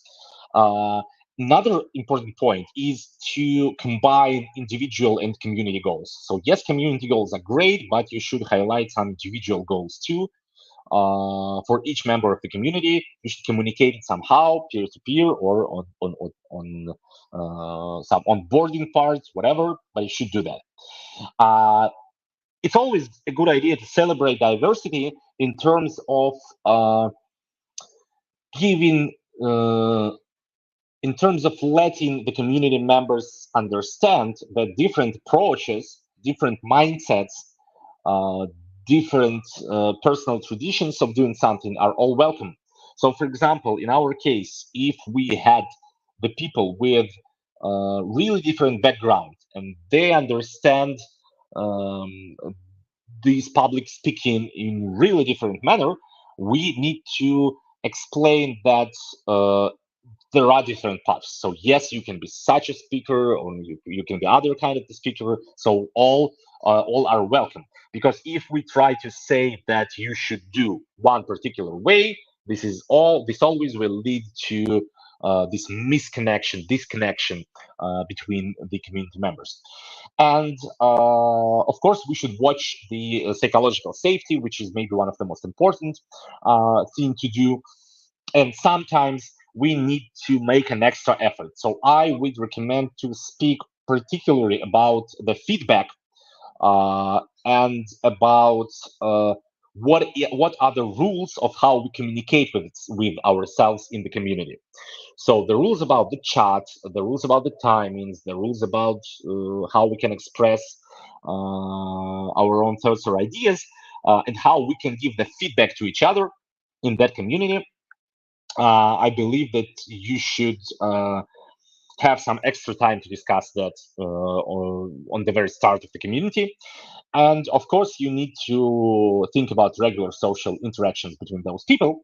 And in the end, I would say that maybe especially interesting for you will be two latest concepts with the community we found pretty successful for the clients. The first one is the competitive model, which is not obvious because competition from the one hand is not about cooperation, but still sometimes you can do that. So here is like a brief example. We tried to make communities based on the debate technology in different companies. And when we tried to do it as a debate club, so as a place where people once a month maybe, or once in 2 weeks, like get together to discuss some prepared topics, it was like quite okay. They actually loved that, but usually again, 2, 3 meetings, 4 meetings, and then nobody wants to continue because the real work, the other tasks. So it's like an extra option. But when we tried the same with the tournament situation, so this is not a club, we are not just training, we just have 2 or 3 cups tournaments, debate tournaments within the company. So it was much better because this competition and this gamification is about quick dopamine. So yes, they can understand the results of what they are doing. They can feel themselves as a winner or a loser, and that is why they have this stimulus to do it one more time, just to win one more time and not to lose the next time. Not all of them, but their attention was like dramatically better comparing to the situation with the debate club. So again, 3 points which are important here are the personal attraction. So when we do that, we usually make some private diaries for each of the debater, so they can understand their scoring, they can understand some dashboards of how did they play in the past, and then they can reflect themselves using that diary. Again, you need some award system if you use the competitive model. So the model in which community is based on achieving some kind of result. And here, this idea about the personal brands of the community members becomes more and more crucial, because they need to feel that other people in the company understand that they are strong in debates in our case, but whatever type of the community you have. And another one, which is the latest, is the research community model, which can be especially profitable if we want to stimulate this UGC content inside of our community. And this actually stands on the assumption that people, they love to rate and to estimate everything around them, but they do not love to be estimated themselves. So speaking about an expert community, we had like an idea that maybe we will have some activities both in chat and in real events, online and offline. And those activities, they should help people to focus on research the subjects. And the subjects again, there was the public speeches, the professional articles, or those educational products. So the idea was that we can connect with each other by the real motivation of analyzing something and of researching. So yes, we just made a bunch of activities where the speakers, for example, they can rate, observe, and estimate other speakers, not from the company, but from the from uh, from the from the public. So we believe that this can work because it actually helps people to transfer into another cognitive position here, and they have something to research, and they became a group because they have this motivation. So, So we believe that you can actually invest time in that on onboarding, and you can try to create some activities, and the main aim of those activities will be to research the subject of your community.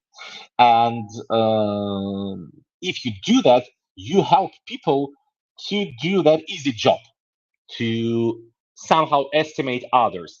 And by that, they can understand a lot about themselves, about the colleagues, about how it works exactly. And yes, we saw that the people who had like 4, 5, 6 times they were trying to analyze other speakers and other speeches, they became more they became more proactive in terms of delivering their own speeches within the company and out of the company. So we believe those two tactics can be, they do not guarantee you anything, but in some places, in some communities, they can be useful for you. So I guess that's all from my side for today.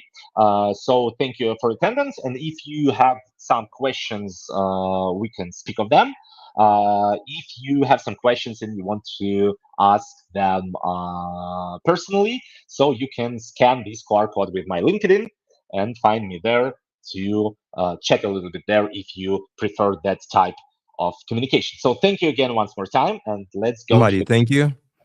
And we do have some questions to you. And the first question is, can you provide like examples of successfully established communities? Yes, we had one successful established community, which is called the Shelf. This is about a huge IT company which need to stimulate and experts to share the knowledge with other people in the company. So they create educational products. So we had like 7, 8 months to build this community. So like the company did build it. We just helped with some activities. So we had the community manager from other side, we have the strategy on our side, and we tried to mix different activities. After 2 or 3 weeks, we actually like get rid of 70 or 80% of all activities we imagined in the first place, because we understood that the people, they just do not take part into those. And after that, they made those like MVP of educational products. And now, once in 2 or 3 weeks, we come back to the client to ask them if they communicating with each other and if they continue to serve those educational products. And yes, they do. So this was the first one. Another 2 was about public speakers, and one about the text. So it was like pretty the same, but also we had like 4 or 5 which didn't work out, mostly because of the reasons I tried to show in the presentation. So it's like 50-60% success rate, I would say so, because you never can be sure that people will interact truly with each other. And yes, a lot of companies, they just spend a lot of money on that and have no result and then close. So, Thank you.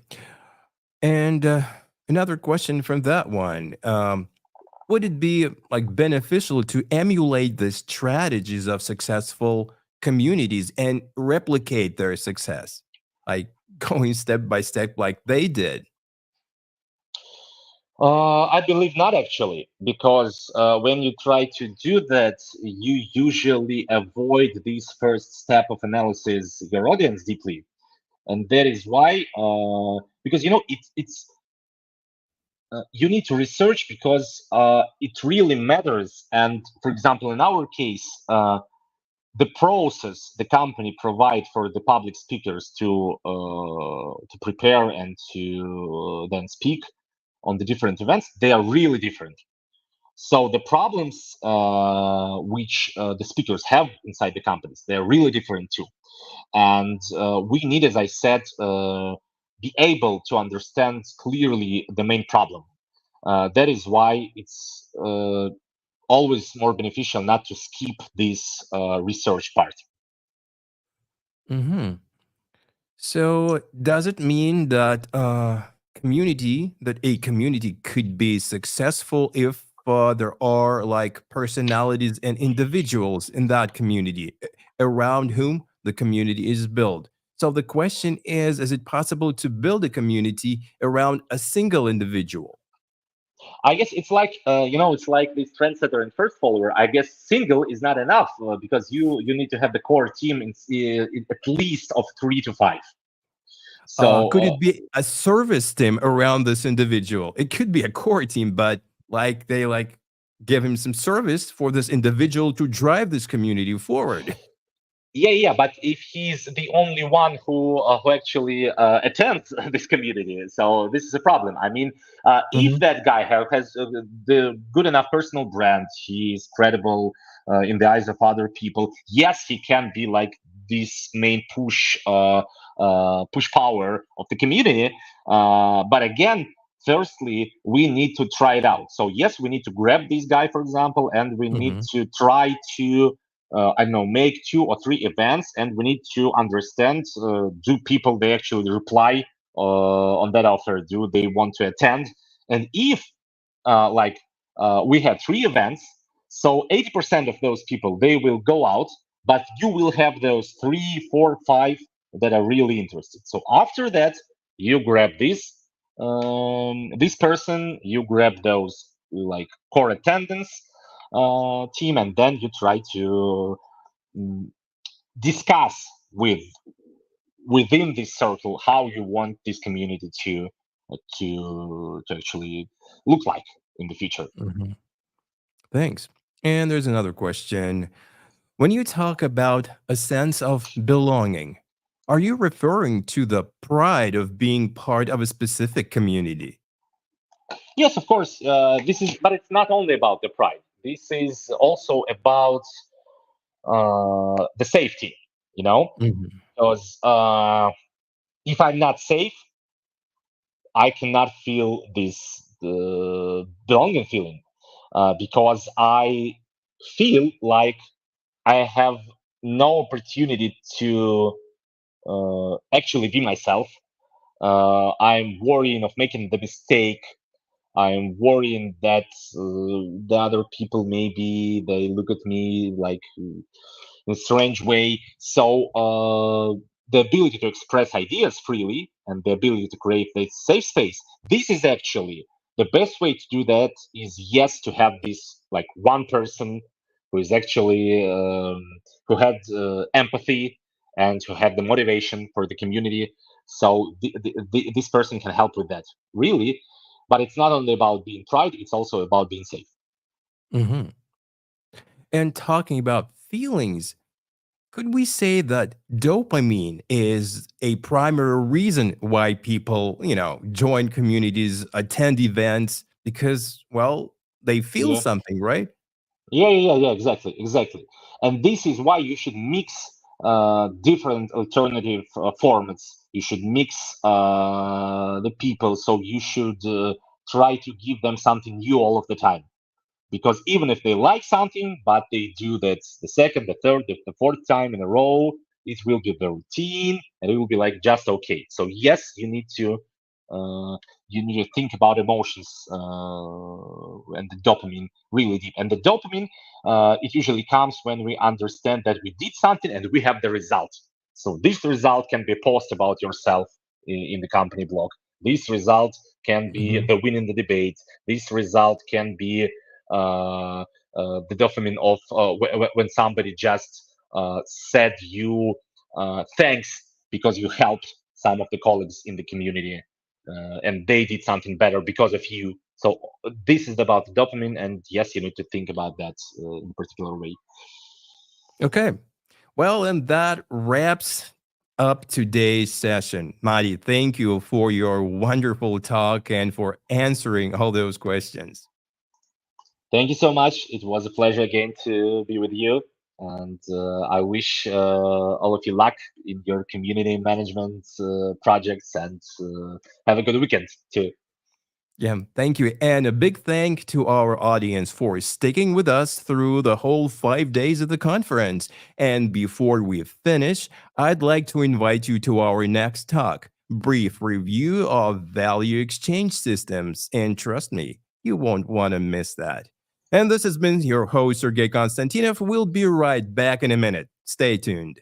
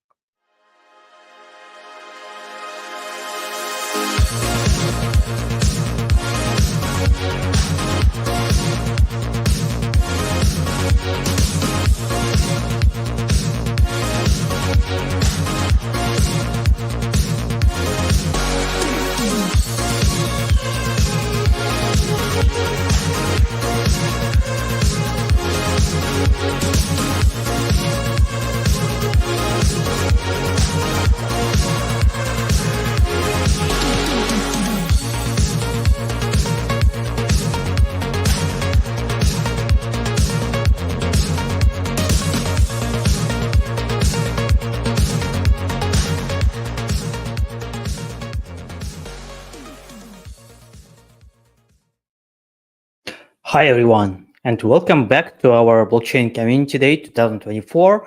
I'm here to announce our next session, which will be dedicated to the topic of brief review of value exchange systems, together with my colleague, Miguel Ramirez, who is a senior UX UI designer at EPAM. Hi, Miguel, how are you? Hi. Everything well. Thank you, Alec. Yeah, thanks for joining. Thanks. Yeah, I think here I'd like to ask to start sharing your screen, and I'd like to remind our audience to leave your questions in the live chat, and we will be replying your questions at the end of today's session. And give me a second to bring up your presentation to the stage. I hope it will start working now. Yeah, I'm uploading.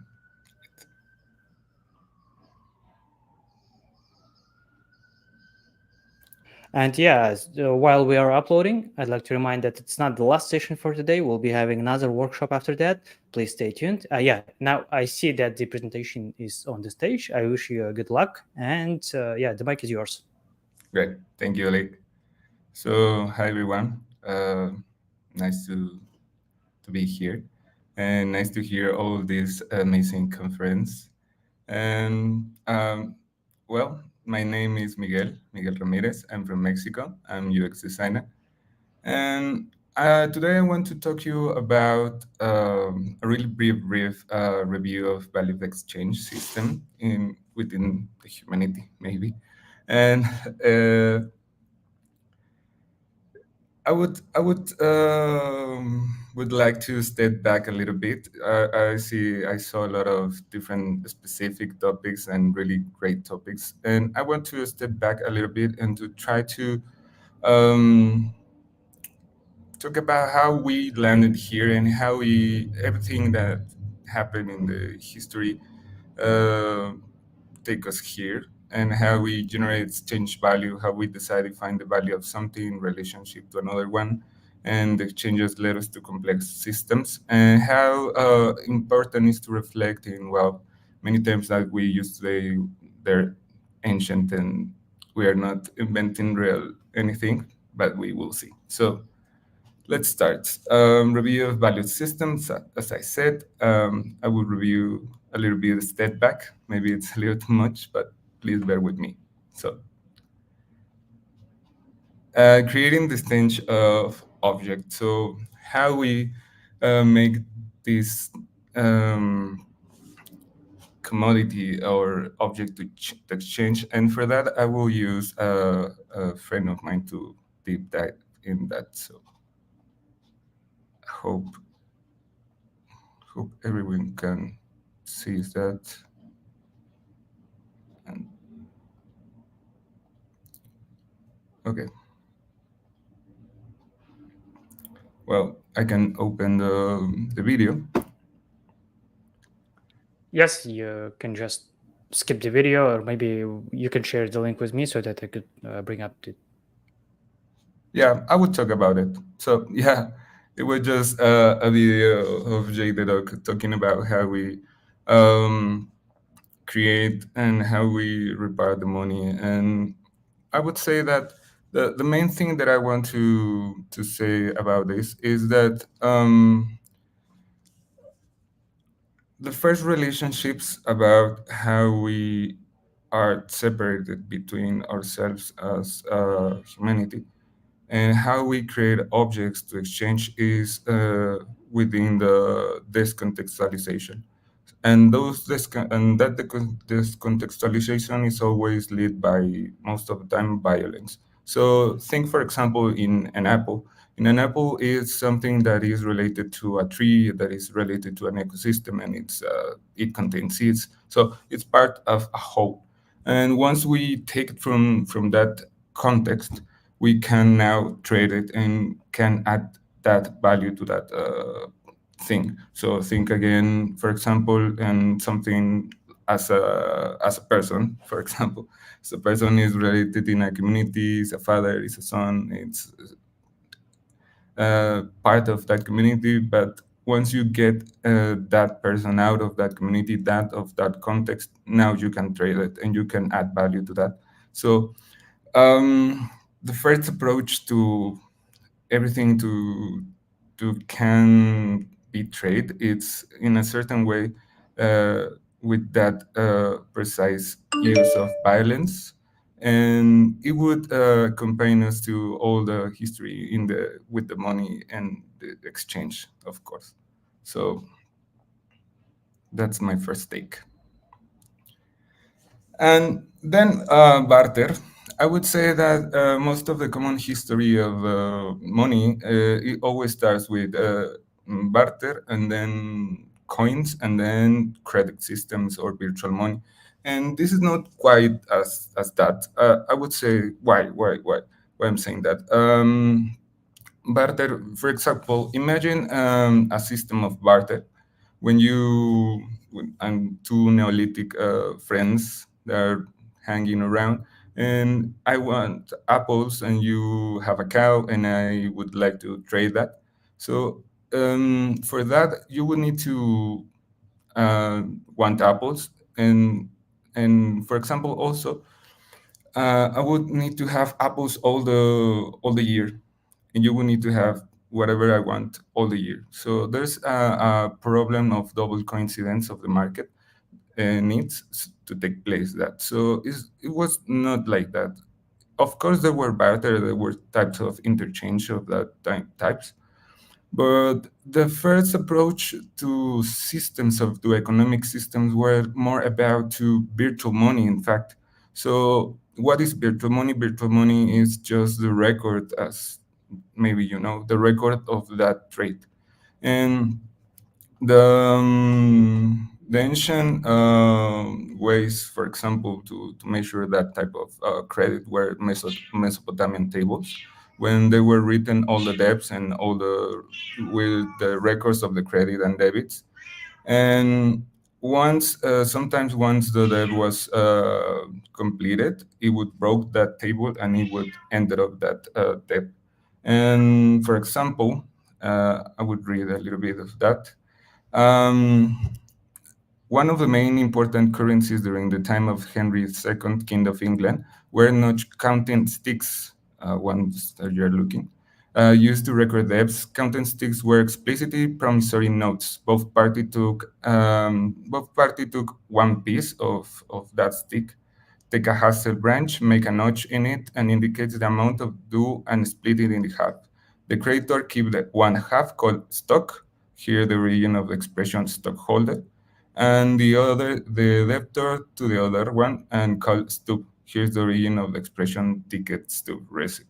So there went some ancient records of debt of virtual money, and also that was related to people who was in a community who trust to the neighbor and who in a certain way have the certainty or have feel comfortable to having your neighbor being a little bit in debt or much in debt, and with that you can make a community and have a debt also means a way of create community in a certain way. With a little more advanced type of society, there were also types of ancient money like cacao or salt, and there were trade and there were measures of credit also, and control the type of they were used like currency, and there were objects that were value and that were accepted generally, but they were companion to, of course, with type of barter. And for example, from the salt, it comes the term salary that we use today. So this type of currency, there were also maybe the first type of money that we use. Okay, so now minting coins. The coinage appeared to have arisen independently in 3 different places: China, India, and the IGSC, about 500 BC. And the minting coin seems to be linked to appearance of the great armies. So think about how a king would feed a really big army without paying all that food and all the people to feed that army. So it was invented, this type of money, this type of coins, and were give to those armies, and then as taxes in that type of money for the people who used to live in the kingdom. So in that sense, you create a market. You create a dependency of using that money and trading that money. Also, with currency, with money, in difference between these type of registers of debt, you have now anonymity, the credit doesn't. And you don't have to make that relationship with people. You can make trades, and you can only be worried about that if the other one can accept that coin. You don't need to know one. And of course, this helps the people of the army, because they were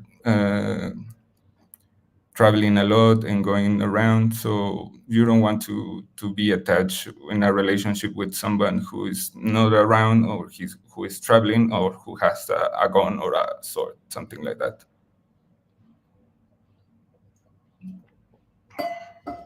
Also, another important thing about this type of money, distinguished from the credit contracts by one particular feature, is that they can be stolen. Debt is, by definition, a record, as well as a relationship of trust. But this type of money can be stolen, can be stored in a different way, and carry on. So, yeah. And continue with maybe that history in the Middle Age, hand with the religion, we return like a virtual money. All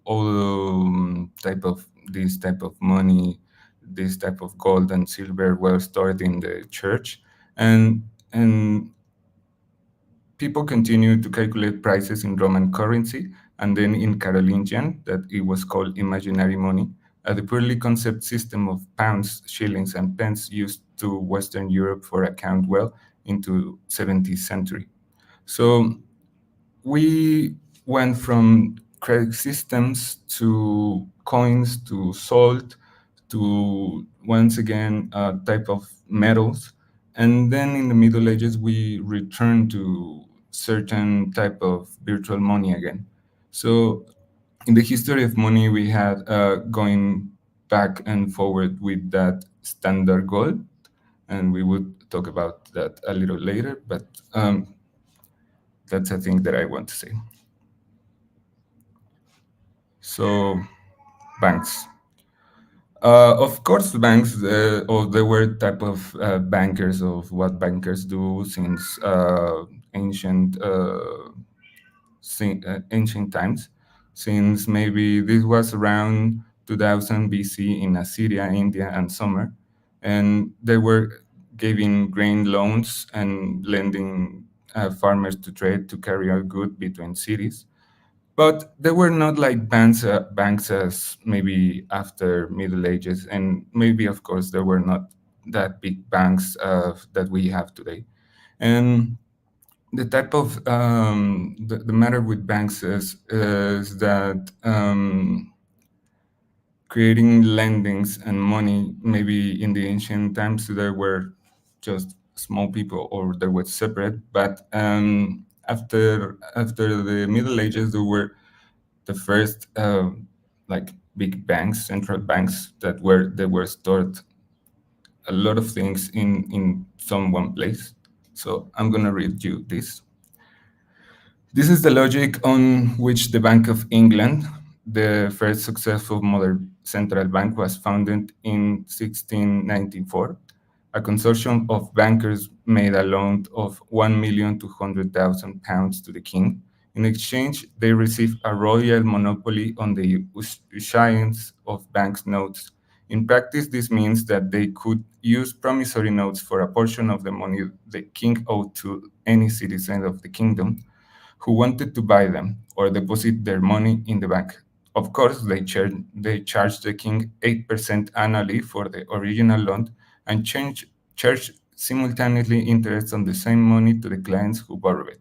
So, as you can see, these type of banks, they were massive and they were charging interest to the kingdom, to the king, and also to the people who use that money, and had that opportunity to use, or they were allowed to in a certain way to print money in behalf of stored money. So maybe this is now this is resemble type of institution of type of money that we have today, that they were in a certain way back to go. So I would go there in a minute.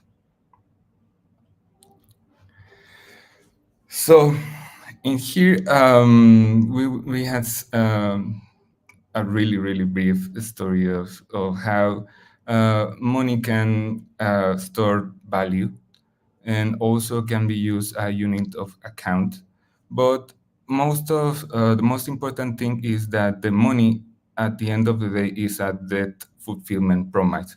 Even a piece of gold, a brick of gold, is just a debt fulfillment promise for exchange of something, and also it's a certain that anyone can accept that. So trust is also a really important concept in this, because in the ancient times we would trust in the neighbor, then we trust in the king, and then we trust in the banks, and we trust in how we would exchange these type of things that we think that value and that we matters. And of course there was always been a concern, and you will be asking what all these things is linked, or how is all these things linked to blockchain. So I would present a little bit a few more slides that would link to that. But yeah, maybe that all these concepts, trust, unit of account, debt fulfillment, they were of course linked to how we use money and how we go around to these type of exchanges. So everything clear? So I would jump to the last century, maybe. So in 1944, there were something called Bretton Woods Accords, and it was in a context of a post-war. We had two wars. The Second World War was ending, and in here there were 44 countries that met and created agreements, and there were a few agreements that are really important for what I'm going to say. The first one was the creation of World Bank. The second one was the creation of the International Monetary Fund. And those institutions were created for to fund countries that would need help before after the war, and there were centralized institutions to get even all the international exchange. It's supposed that they were created to help developing countries and help them to get some loans in a really low interest. And also the other important thing is that they put the US dollar as a dominant currency and established the gold standard once again. And $1, 1 ounce of gold would can be traded for $35. And the obligation was to maintain fixed that exchange rate, but keeping the price of a currency, the dollar, fixed. The other countries should set the price of their currency in relation to that currency. So in here, we started to see the dominance of the US dollar currency, and they were used in all the international exchange. And there were also some rules about if you wanted to be part of these accords, you need to be a compliance and you need to be in the same rules as these countries set. But in 1971, with the President Nixon from the United States and the Vietnam War happening, the American government wanted to to print a lot of money, and they announced that would no longer be remittable in gold, the dollar. So they in opposite way with these Bretton Accords, they get rid of that gold standard, and they started to printing money. And I would read.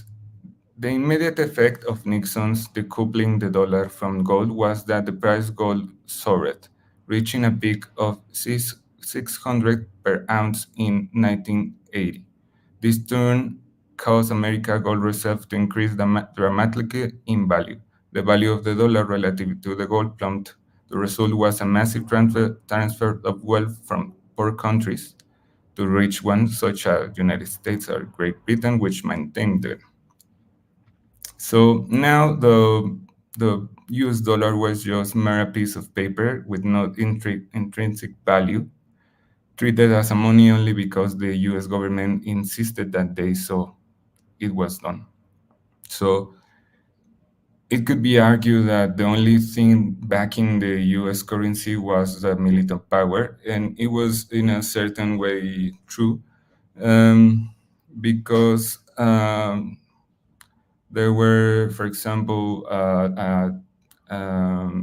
accord that that all the oil would be traded in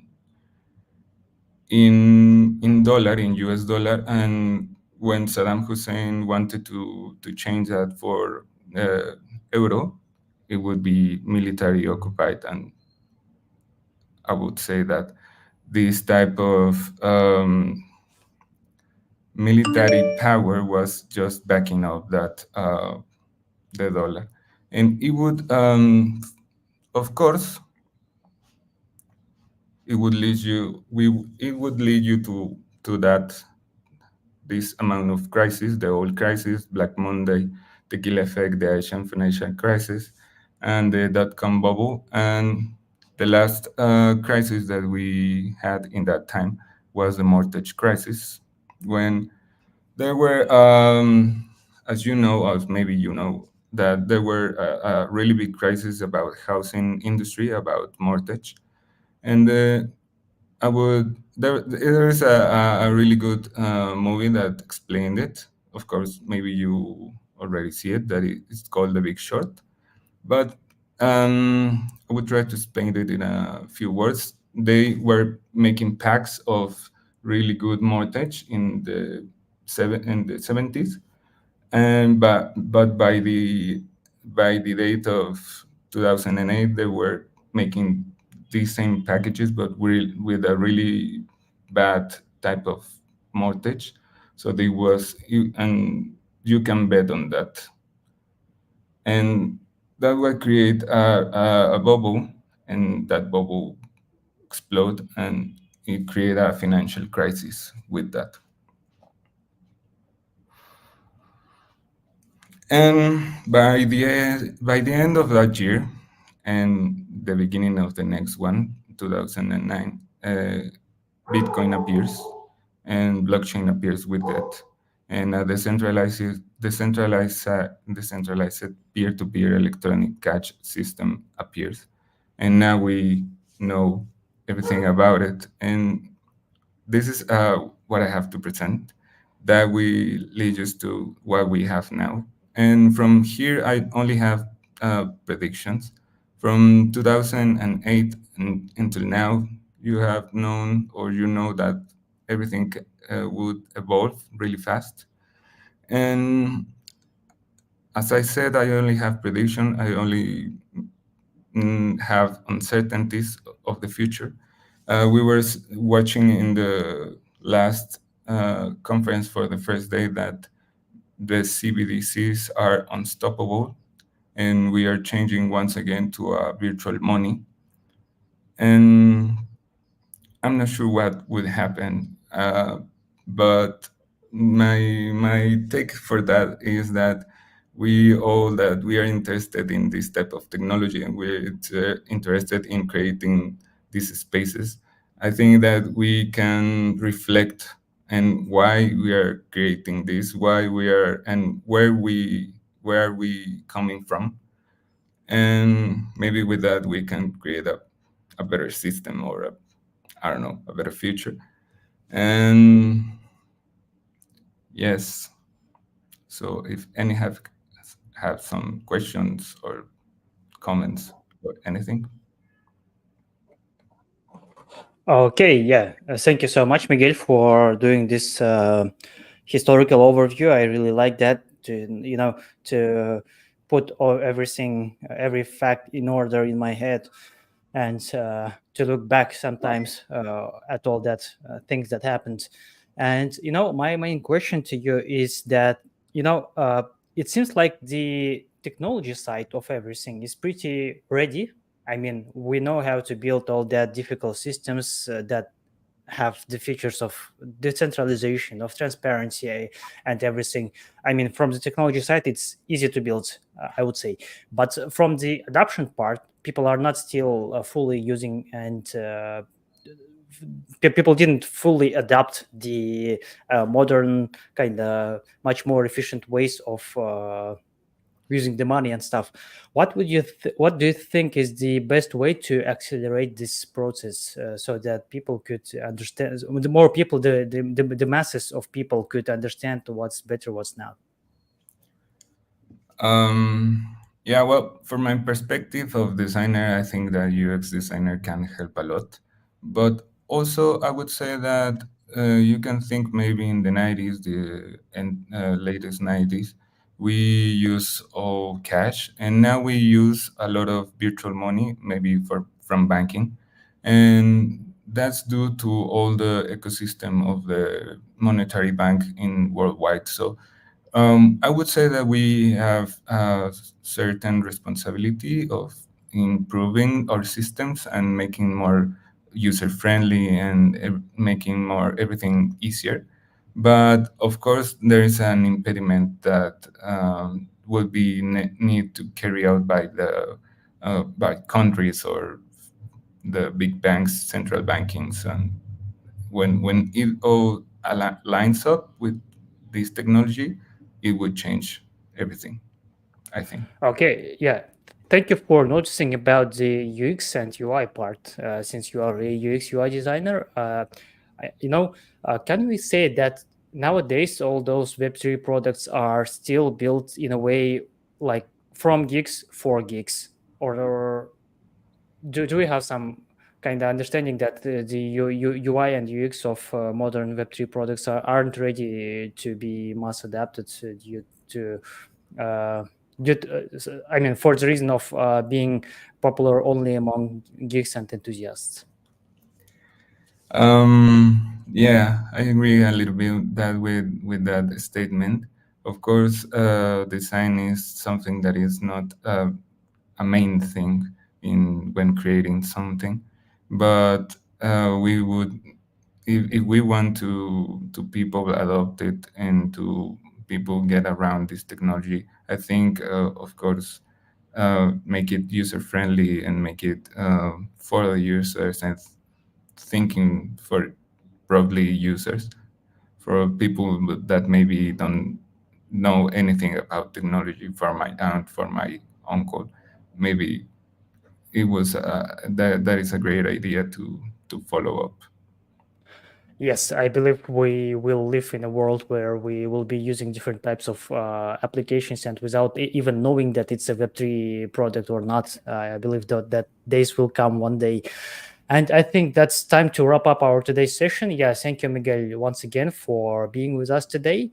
And we are always happy to see you among our speakers, and our stage is always open. Hope to see you again in the future. Thank you, Lick. And at this point, I'd like to announce that we'll be back in 15 seconds with a workshop. Just stay tuned. We'll be back shortly.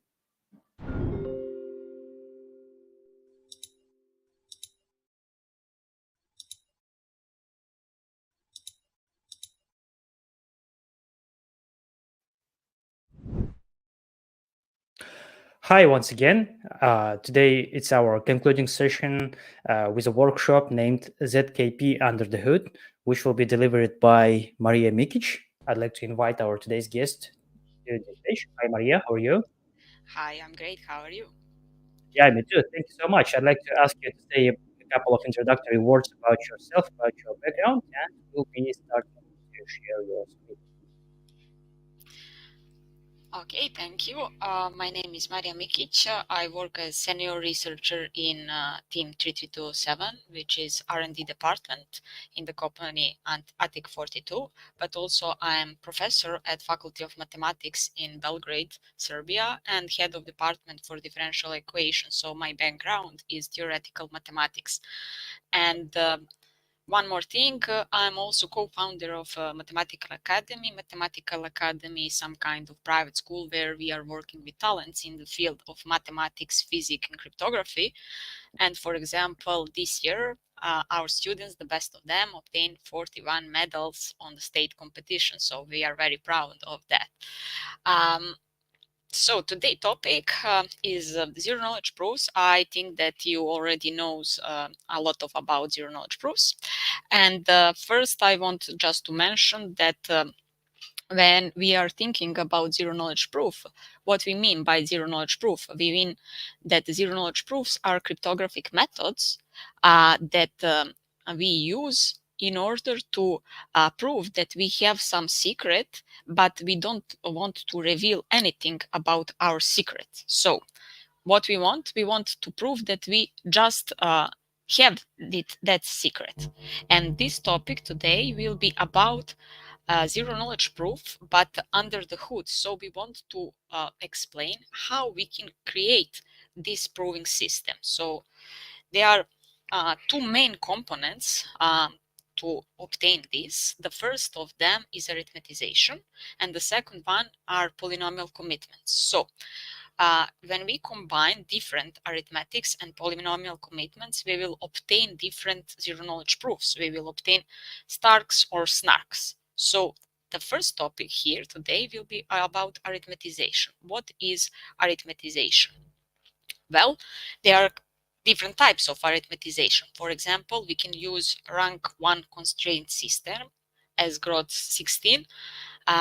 Using this, we can use algebraic intermediate representation, Starks using this representation, or we can use Plonk or something else. But this arithmetization that we mentioned a moment ago, this is maybe most known arithmetization. So what we mean by arithmetization? What we want to have? Then first we want some statement, some program to transform into arithmetical circuit. So we will have gates and wires, and after that we want to obtain a system of constraints, mathematical equations, and after that we want to represent this with polynomial constraints. So we want to represent all these things using just one polynomial, and we want to see how we can do it. So first we want to talk a little bit about arithmetical circuits. What are arithmetical circuits? I think that the best way to explain this is using the example. So for example, I want to prove to someone that I know a number a, such that when I multiply a by a and add number 1, I will obtain number b, and this number b is a public number. So in order to create a arithmetical circuit that will represent my claim, I will create this circuit. So I will have left wire and right wire, and I want in this gate to have multiplication. So I want to multiply left wire and right wire. I want that my left wire be number a and right, of course, number a, and the result will be output wire, and this output wire will be, of course, a squared. And after this, I want to add number 1 in order to prove my claim. And if the result, the output wire of this arithmetical circuit is number b, that is public, then I create an arithmetical circuit that represents my claim. So this is idea behind. I want to create an arithmetical circuit that contains wires and gates, and we use two operations, multiplication and addition, in order to prove our claim. And for example, if I want to prove to someone that I know some preimage of hash function SHA-256, then I will get an arithmetical circuit that contain about 20,000 gates. So our arithmetical circuit from this example was really short, but here we have 20,000 gates. So in order to create arithmetical circuit that represent here, that is represent here in the example 2, we need to use 20,000 gates, so a lot of gates. And now we want to explain how we can transform this arithmetical circuit into a system of constraints. So we will explain, because we can use different types of arithmetization, we will explain this on one example. This is Plonk. Plonk is proving system that we are using when we are using zero knowledge proofs, but of course we can use different proving systems. But for understanding here, we will explain on this example. So we will continue with our example that we already had. Our claim is that we know this small a such that a multiplied by a, and when we add number 1, we obtain b, and b is public. Now what I want to represent this arithmetical circuit using mathematical equations. So I can use two types of constraints. The first type of constraints are gate constraints, and these constraints will be related to these gates. So if we consider this first gate, we can conclude that the output wire is a result of multiplying the left wire and the right wire. So we can transform this into equation. We will multiply left wire from the first gate. This index represents the first gate, with right wire from the first gate, and minus output wire of the first gate, and we will obtain 0. So this equation here will represent this first gate.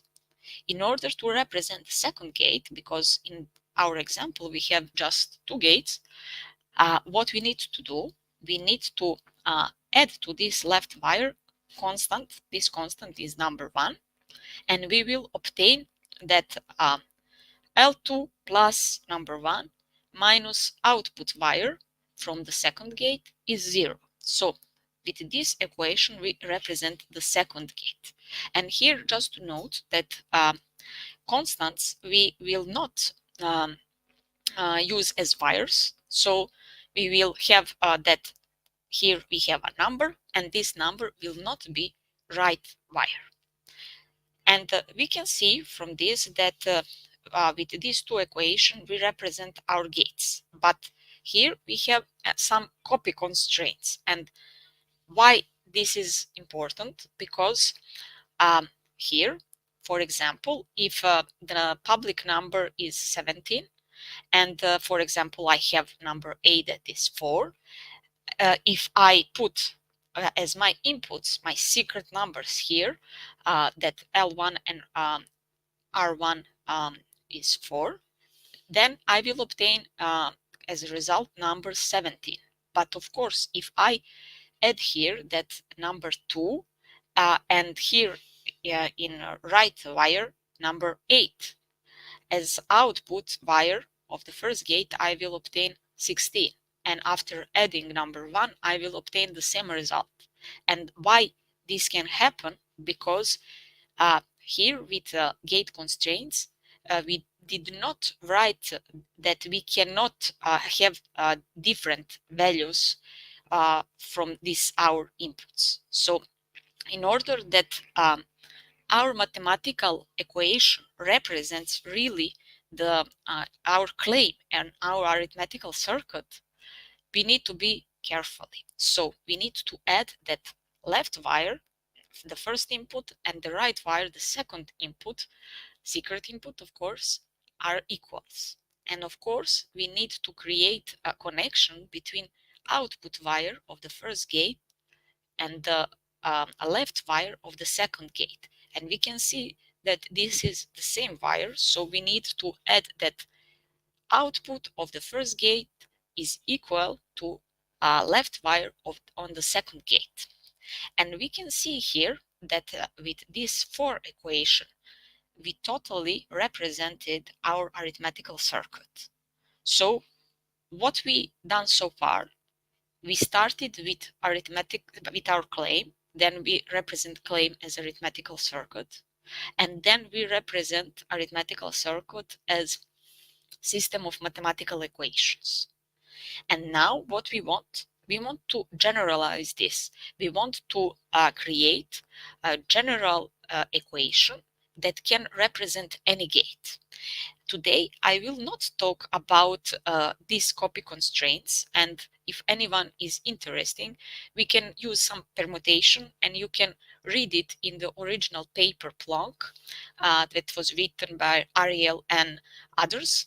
But I think that we don't have a lot of time today, and we would not explain this in detail. So I will just explain how we can obtain gate constraints, and here in the presentation you have a link to original paper Plonk, and here this will be general equation that we can use in order to represent any gate constraints. And why? What is here? Here, this is left wire. This is index of the gate. So, for example, if we have this first equation, I want to put appropriate coefficients here, corresponding coefficients here, in order to create, to obtain this first equation. So, left wire here is not alone. Here in our equation 1, there is left wire but multiplied by right wire, and we have here multiplication of left and right wire. So in order to obtain this equation 1, I will use that corresponding coefficient to multiplication of our gates are 1. So this coefficient will be number 1. And here I will obtain, when I fix index that is 1, I will obtain this. And of course, I need to obtain this. In order to obtain this, I will use that coefficient that represent output wire is -1. And other coefficients, this coefficient represent constant in our equation. Here we don't have constants, so this coefficient will be 0.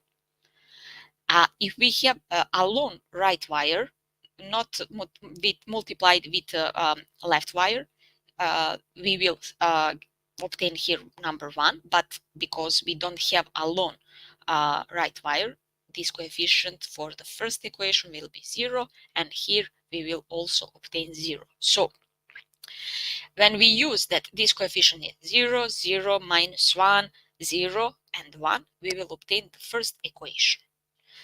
But we want that every equation to be represented by this general equation. In order to obtain this, what we will do for second equation, we will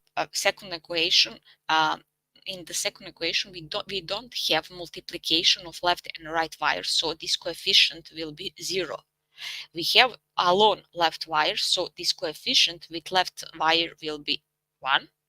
We don't have right wire, so this coefficient with right wire will be 0. We have output wire, so we will have here -1. We have constant. This constant here is 1, so this constant will be 1. And we will obtain the second equation.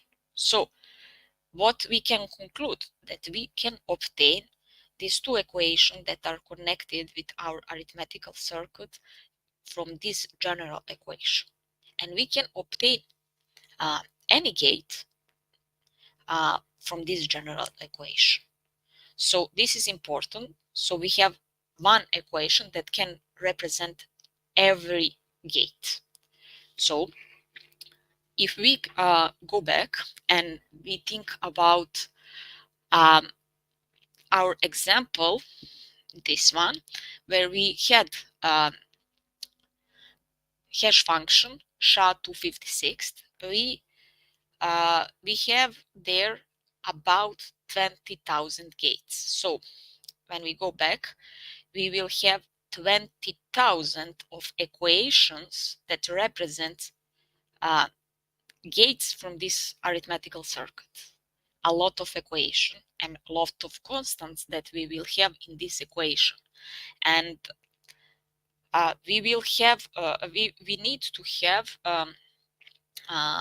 memory to store all those coefficients if we want to store this and to represent our arithmetical circuit. So instead of doing this, what we can do, we want that this system of equation be represented only by one polynomial.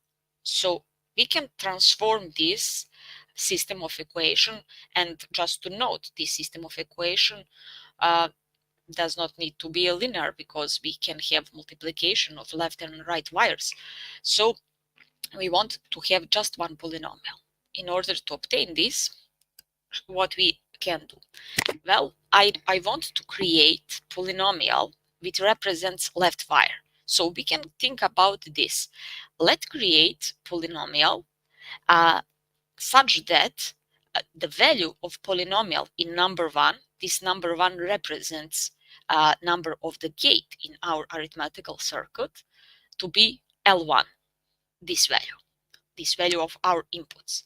And because we have just 2 gates, the value of left wire in a second gate to be L2. So there are so many polynomials. For many polynomials, these conditions will hold.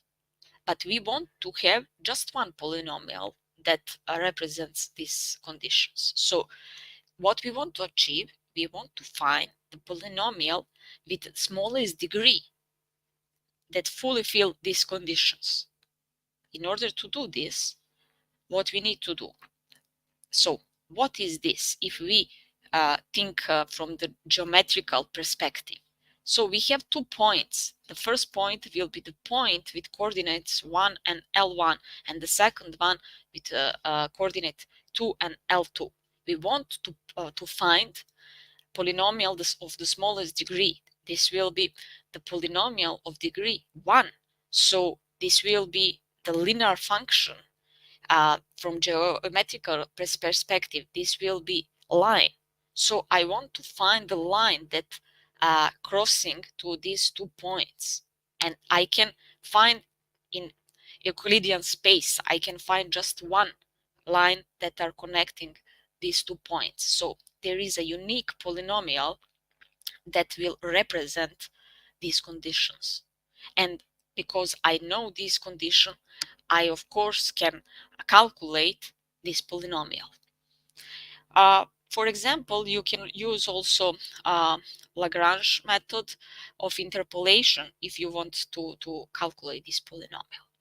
And in the same way, we can think in order to create polynomial that will represent right wires and of course output wires. So we will obtain polynomial that represents left wires, right wires, output wires. But of course, we will have polynomials that represents these corresponding coefficients. So we will have a lot of polynomials that we need to create, and this polynomial are connecting in this way, because our secret polynomial, this polynomial f, will be result of a generalized equation. So this polynomial f will be result of multiplication of polynomial that represents left wire and correspond polynomial and polynomial that represents polynomial of corresponding coefficients to the left wires,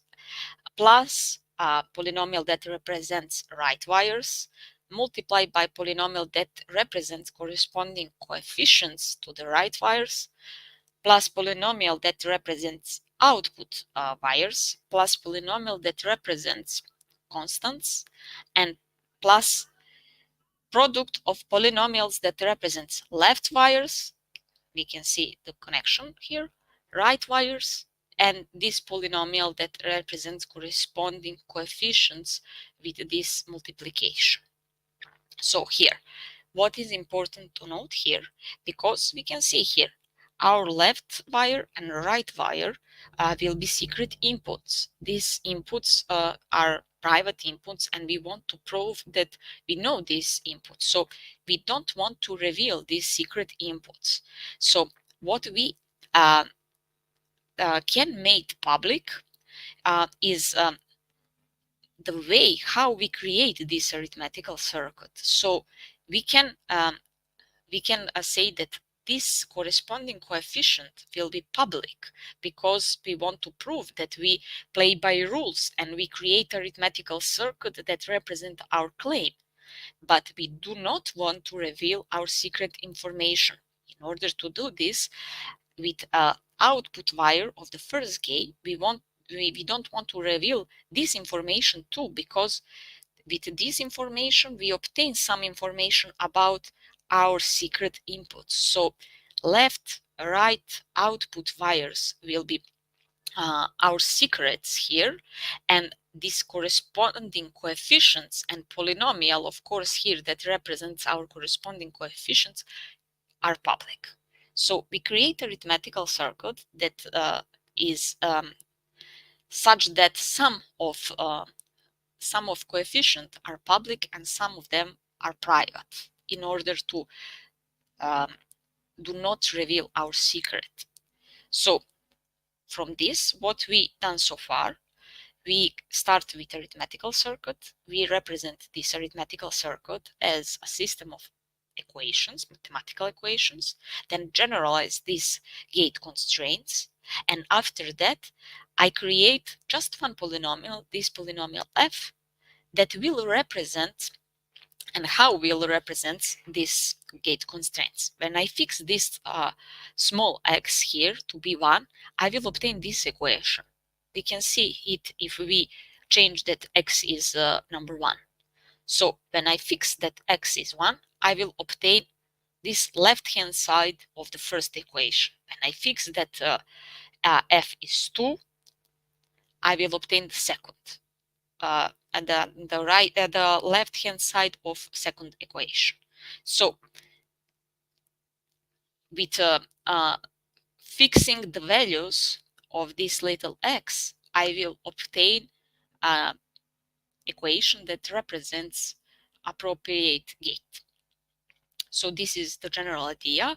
And just one thing to note, here we are using natural numbers, but in the original paper, they are using roots of unity, but they are using it just for optimization. And I think that the best way to explain this, you can think that we are using just natural numbers. So because root of unity is just for optimization reason. So the first thing was arithmetization, and we explained how arithmetization how we can obtain arithmetization in Plonk. And now we want to explain polynomial commitments, but one part of polynomial commitments are trusted setup. So let's start with trusted setup. What is trusted setup and why we need it? There are different types of trusted setup. There are transparent setup. Starks are using transparent setups. But there are also trusted setup. There are difference because in transparent setups there are no some kind of secret that we need to believe that this secret was used and after using destroyed. But here we need to believe that this secret that was using was destroyed, because if this secret is not destroyed, maybe someone can cheat and create proofs that are not true, but they will accept it as true proofs. So there are two types of trusted setup. Trusted setup per circuit, for example, ROD16 are using this trusted setup, and for example, trusted universal setup, which is independent from the circuit, and this trusted setup are using Plonk. So how we can create trusted setup? Maybe the most known creation of trusted setup was when Zcash created trusted setup. It was 8 years ago, I think, and there was 6 people in generation of this trusted setup, and every person that was in this generation of trusted setup create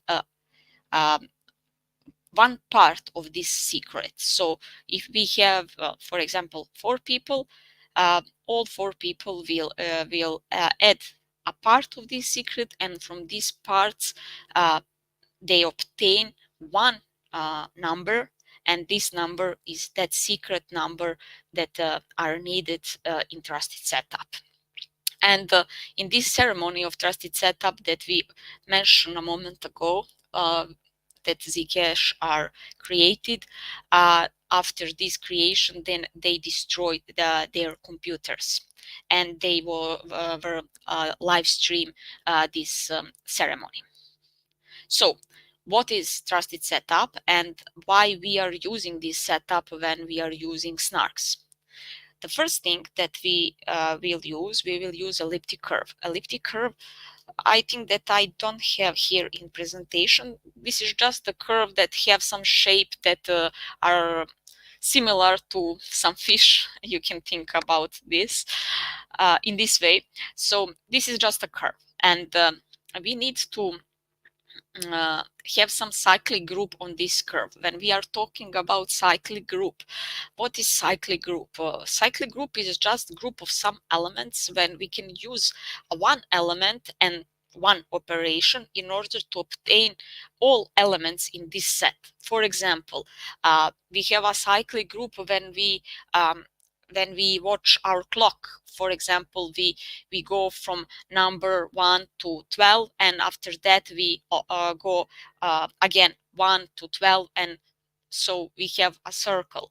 And when we add number 1 to number 1, we obtain number 2, and so on. So we use modular arithmetics in order to obtain this. But we can think here that we have some elliptic curve, and we have some point on elliptic curve that is generator point. So this point will be used as a point that is very, very important for us, and using this point, adding this point to itself, we will obtain every element in this cyclic group on elliptic curve. So the cyclic group will have order P, and P will be prime number. So we will obtain P elements of this set, and this number here is infinity point on elliptic curve. So what is here important? First, we will have the ceremony of generation of trusted setup. So a lot of people today, when this ceremony when we want to have ceremony now, we will have about 100 and thousands of people that will be included from different countries in the world, and all of these people will give their secrets in order to create this just one secret that we here note with a small s. And this secret will be number from the finite field. So this will be the number. And after that, we will obtain public parameters, and these public parameters will be used by prover and verifier. So when we have zero knowledge proofs, we have two parts. We have prover, person who want to prove the claim, and verifier. We can think about people, but verifier can be smart contract or some program. We have one part that want to prove something, and we have the second part that we verify this claim, accept or reject the claim. So both of these sides will using these public parameters. And what are these public parameters? Well, this will generate a point, the important point that we mentioned a moment ago from the elliptic curve, and we will multiply this generator point from the elliptic curve with this secret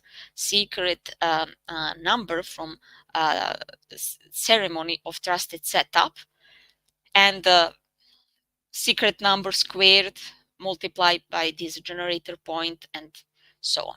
So if someone knows this point, because S is just a number and this is the point, this point has two coordinates, so this will be point on elliptic curve. When someone knows this point, he cannot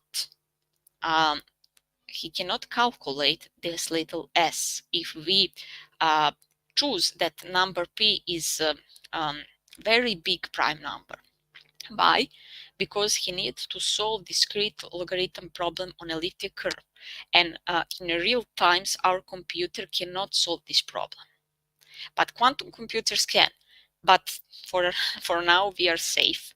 So this will be public parameters that will be used by prover and verifier, and after generation of these public parameters, this secret from trusted setup needs to be destroyed. If this secret is not destroyed, that some people can falsify the proof. So because of that, because we have some secret and we need to believe that this secret is permanently destroyed, we call this setup trusted setup. And why we need this trusted setup? Because we want to have the proof that is short, and the verification time for verification we want to be short too. In order to obtain this, we need to have some pre-processing setup to obtain that proof is short and proving time is also short. So, argument system. What we want to have with zero knowledge proofs? Well, we have prover, as we mentioned a moment ago, we have verifier. And prover wants to convince the verifier that he knows some secret, some witness, so that when he puts this witness as private inputs in his arithmetical circuit, he will obtain the results of this arithmetical circuit will be 0. If 0 is the result, then the verifier will accept this proof. So what we have here, we have public arithmetical circuit. When we say public arithmetical circuit, what we mean by this, we mean that all these coefficients that represent our arithmetical circuit in the gate constraints are public. So we have public statement. I want to prove that I know, for example, some number 8 such that a multiplied by a plus 1 is public number b. This is public statement. So I want to prove this, but my secret number a is my witness. So only prover knows this witness, but prover and verifier, both of them, knows this public statement. So verifier needs to know this public statement in order to check the validity of this statement. So this is argument system, and with argument system we will have some interaction between prover and verifier, as we can see here. And after this interaction, verifier will choose to accept or reject the proof. So this is argument system. And now we want to add some things. What we want to add, the first thing that we want to add is to have non-interactive pre-processing argument system.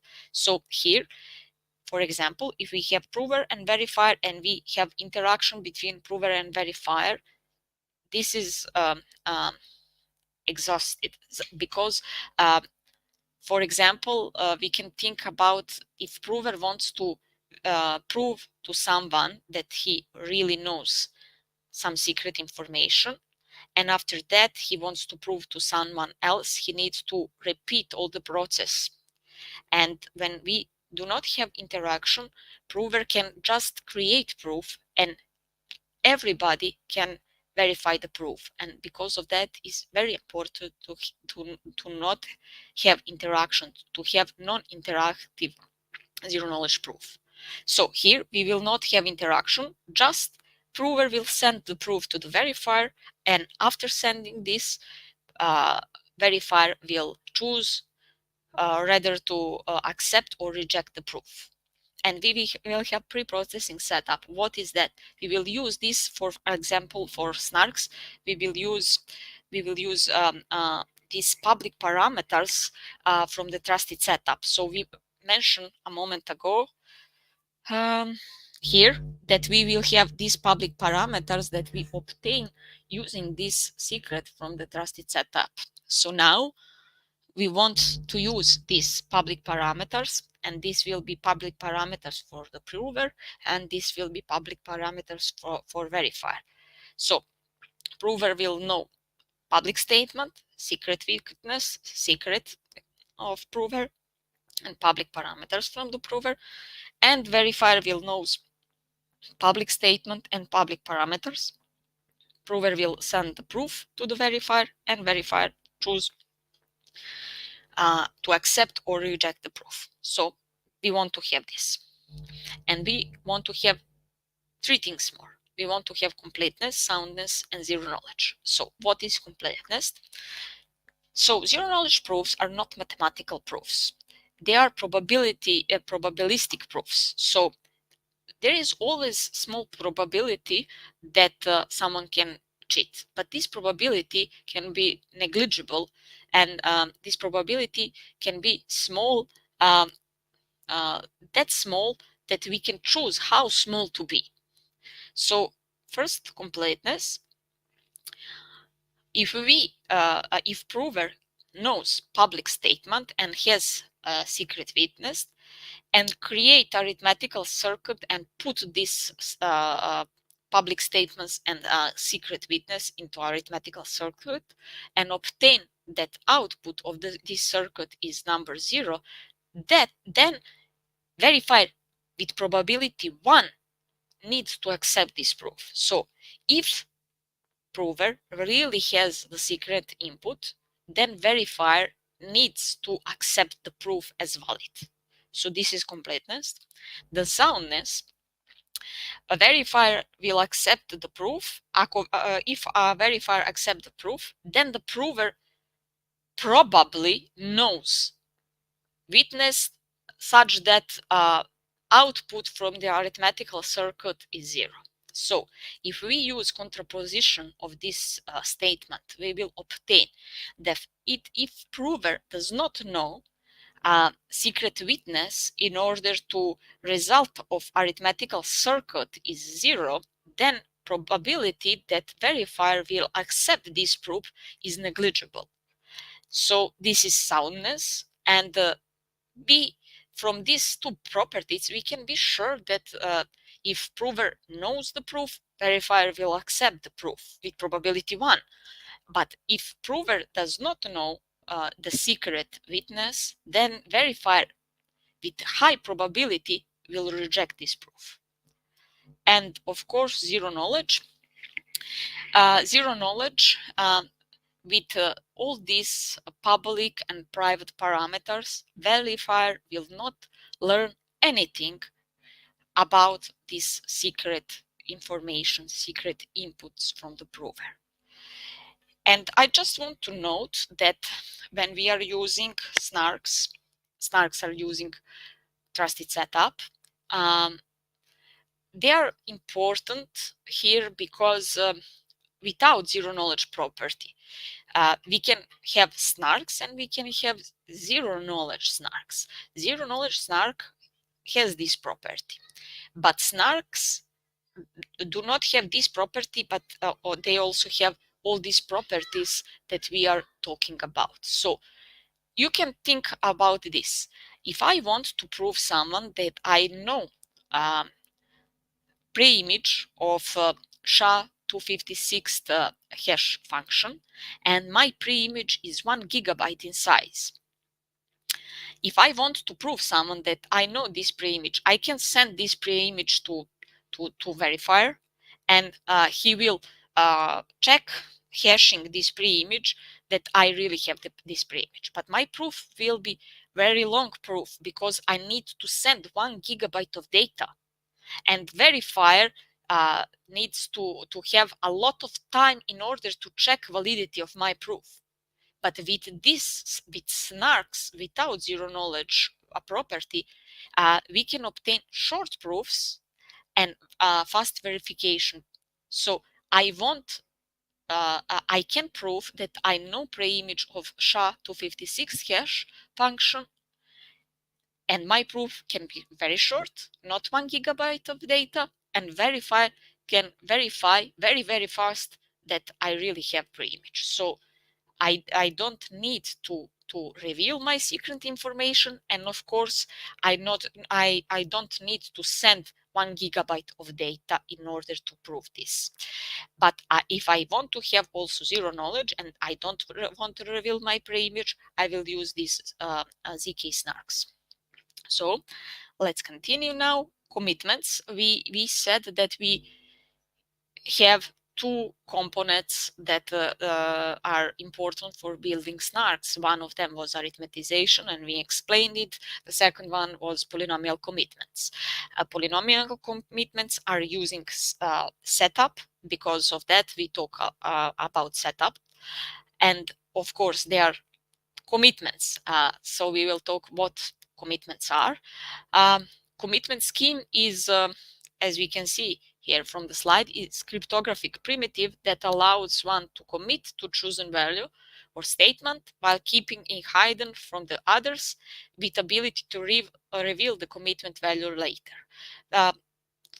This example here is interesting for me because I'm professor, so I can for example, if I want to commit that I will give the same task for the exam for my student, I can hash the text of the exam and publish it to my website. And every student, when come to exam, can hash the tasks and see that they obtain the task that I was committed to give them. And they can be sure that they obtain the results that I wanted to give them. And of course, everything is clear that I was not malicious and I not give for someone the exam with some other tasks. So this is important commitments. And here we have functional commitments. One case of functional commitments are polynomial commitments that we will use. So what we want to have with commitments. So with polynomial commitments, this f will be polynomial. And first prover will commit that he will use this polynomial. And why polynomial? Because we was talking about with arithmetization from arithmetical circuit, we will obtain constraints, and after that we will obtain one polynomial. And because of that, this polynomial have in himself some secret values. We don't want to reveal anything about our polynomial, and we want to commit to this polynomial, but not revealing anything about this secret polynomial. And after that, verifier will send the challenge to the prover if we have an interaction. If we don't have interaction, we can obtain non-interactive zero-knowledge proof when we use Fiat-Shamir transformation. So we can obtain easily, but is more simple to explain with interaction. And because of that, we have interaction in this slide. And after that, prover will send the value of polynomial in this x, and this will be y.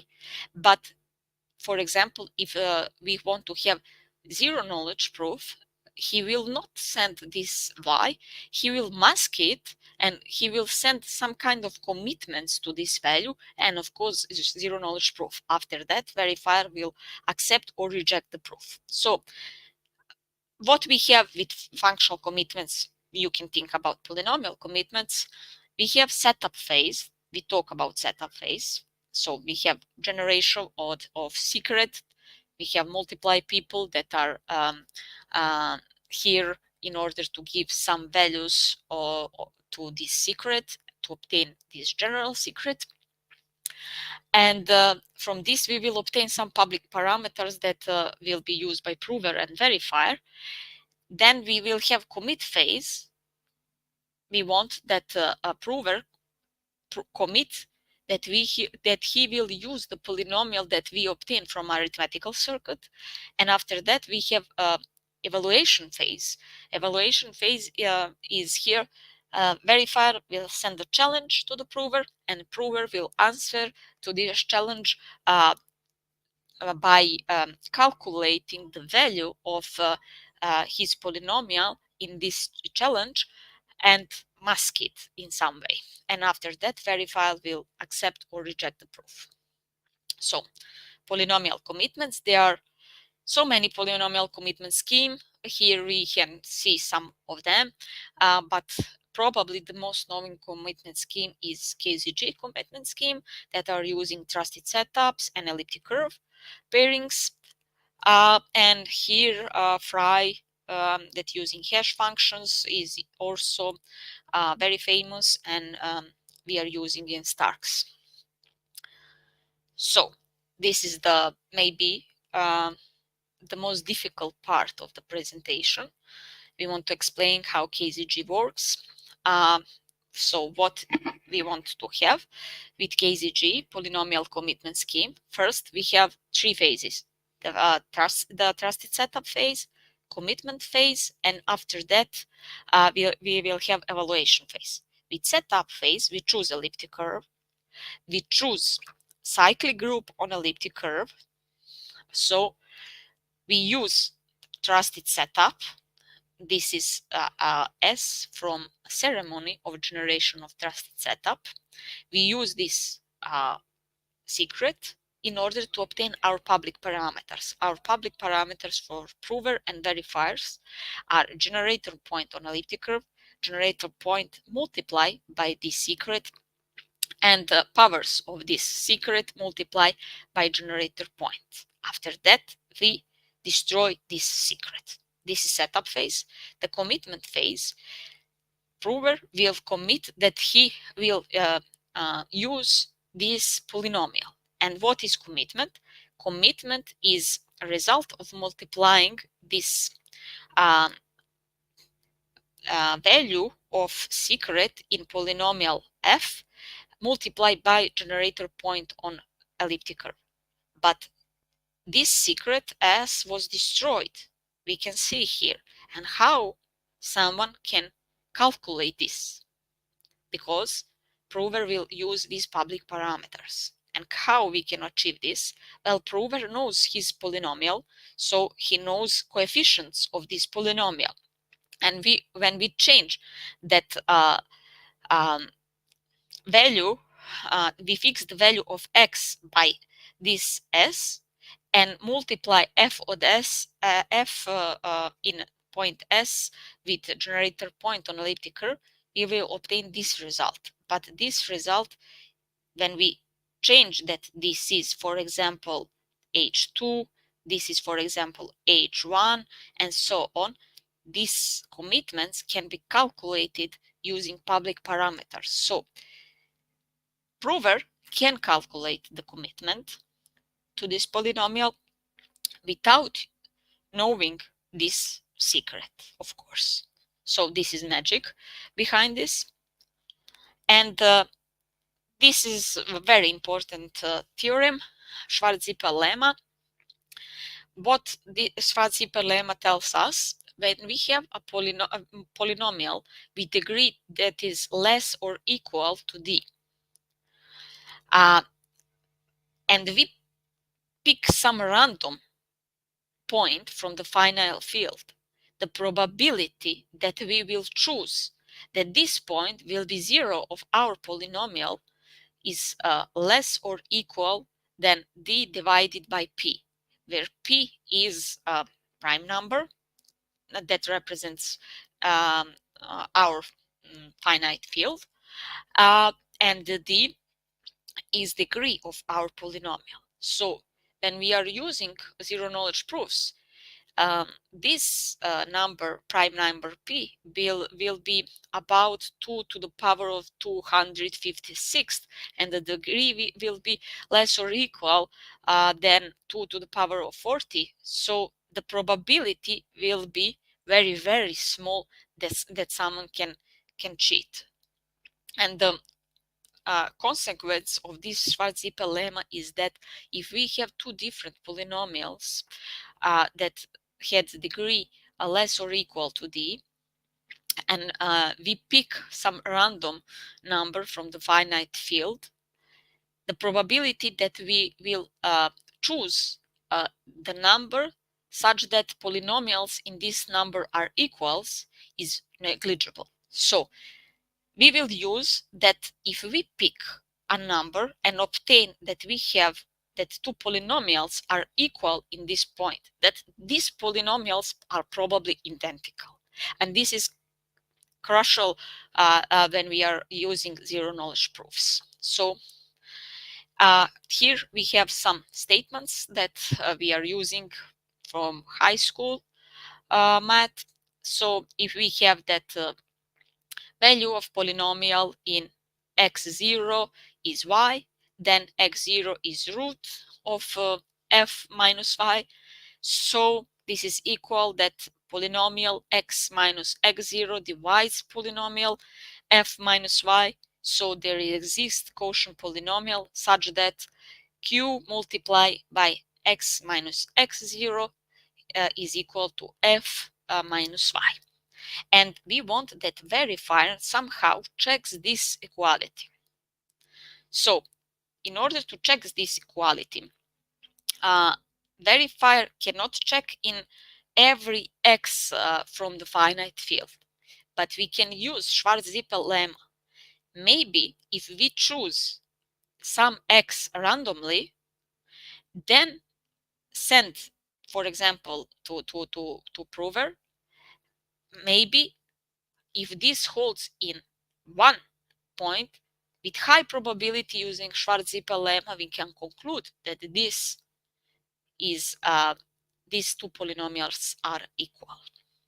So here we in evaluation phase we can see that proof that will send prover to the verifier will have in self commitment to this quotient polynomial. So prover will calculate this quotient polynomial and send commitment to this quotient polynomial. This will be the part of the proof, and of course the x will be challenge that will send verifier to prover, and the prover will answer to this challenge calculating the value of his polynomial in this x and multiply by g, generator point on elliptic curve, because when he multiply with this, verifier cannot know this y, but maybe he can check the validity of his statement. So just I think that we maybe have just 5 minutes, so I will go to the point. If a verifier could check this statement, then what this statement means? This statement means that we fixed that x is equal to s. So when we fix this and multiply by g, we will have almost equality because we fixed the value, but we will obtain commitment of a polynomial q. And this is just when we fix x, here we will be s, and of course here we have f in a number s and multiply by g, and this is commitment of our function, minus y multiplied by g.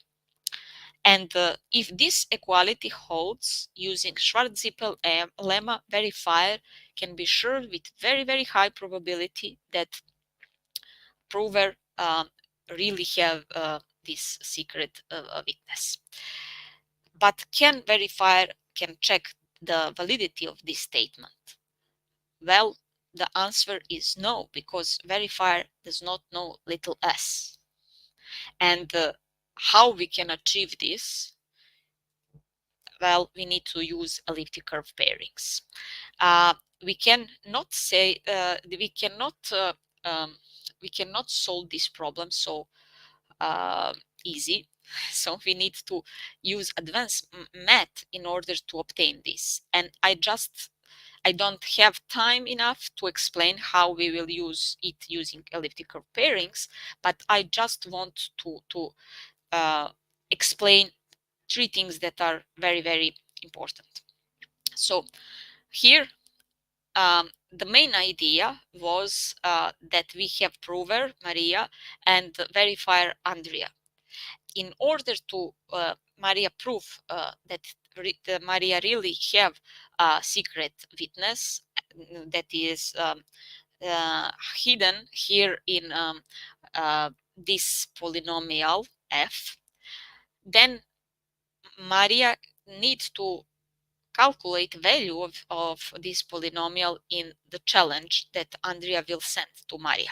But first, Maria needs to go to arithmetical circuit, and we need to be sure that this polynomial is obtained as a result of creation arithmetical circuit. And of course, we want that Maria be able to falsify the proof. In order to do this, we need to go to the wires, and Maria needs to send these polynomials that represent left, right, output wires, and so on. And we need to add more things. We need to add commitments to these polynomials in order to obtain that Maria cannot falsify the proof. And then Andrea will send a challenge, and Maria will answer to this challenge with these commitments, and she will send the proof. This is commitment of quotient polynomial. And what will be the statement that verifier will check? Well, this will be the statement, and this statement are using elliptic curve pairings, and we don't have time for this, but I just want to note this. This is bilinear map, and this bilinear map is here. Here have some properties that obtain to commute scalars that are in some from some field, and we have two subgroups on elliptic curve and so on, but we cannot explain here in 2 minutes, and because of that I just want to finish with this. If we want really to have verification and to be sure with high probability that someone have secret input, then in order to use KZG commitment polynomial scheme, we need to use also elliptic curve pairings. And I think that this is on time. Thank you. If you have questions, I'm here. Okay, yes, thank you so much, Maria, for delivering this workshop. I need to quickly check if we have questions in the live chats. Give me a second, please. Of Just course. a moment. Yeah. It seems like there are no questions for now. And I think you made the topic pretty clear and easy to understand if there are no questions in the live chat. But still, if we get some questions after we publish this recording on our YouTube channel on other platforms that we have, and if we will be receiving some questions, I will let you know. But that was really useful and detailed. So sadly that we couldn't go through the pages, but still we are always open to receive your questions. Thank you once again, Maria, for coming and for doing these topics so easy to understand. And thanks to everyone who've been watching this in a live session. I think it's now the right time to move on to our conclusion of the conference. I hope to see everyone in 15 seconds.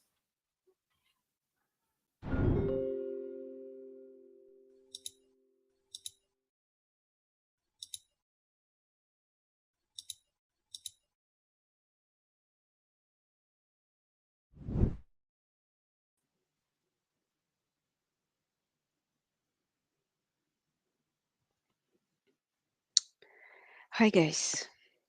Sadly, that's the time to close our conference. But the good news is that was amazing one.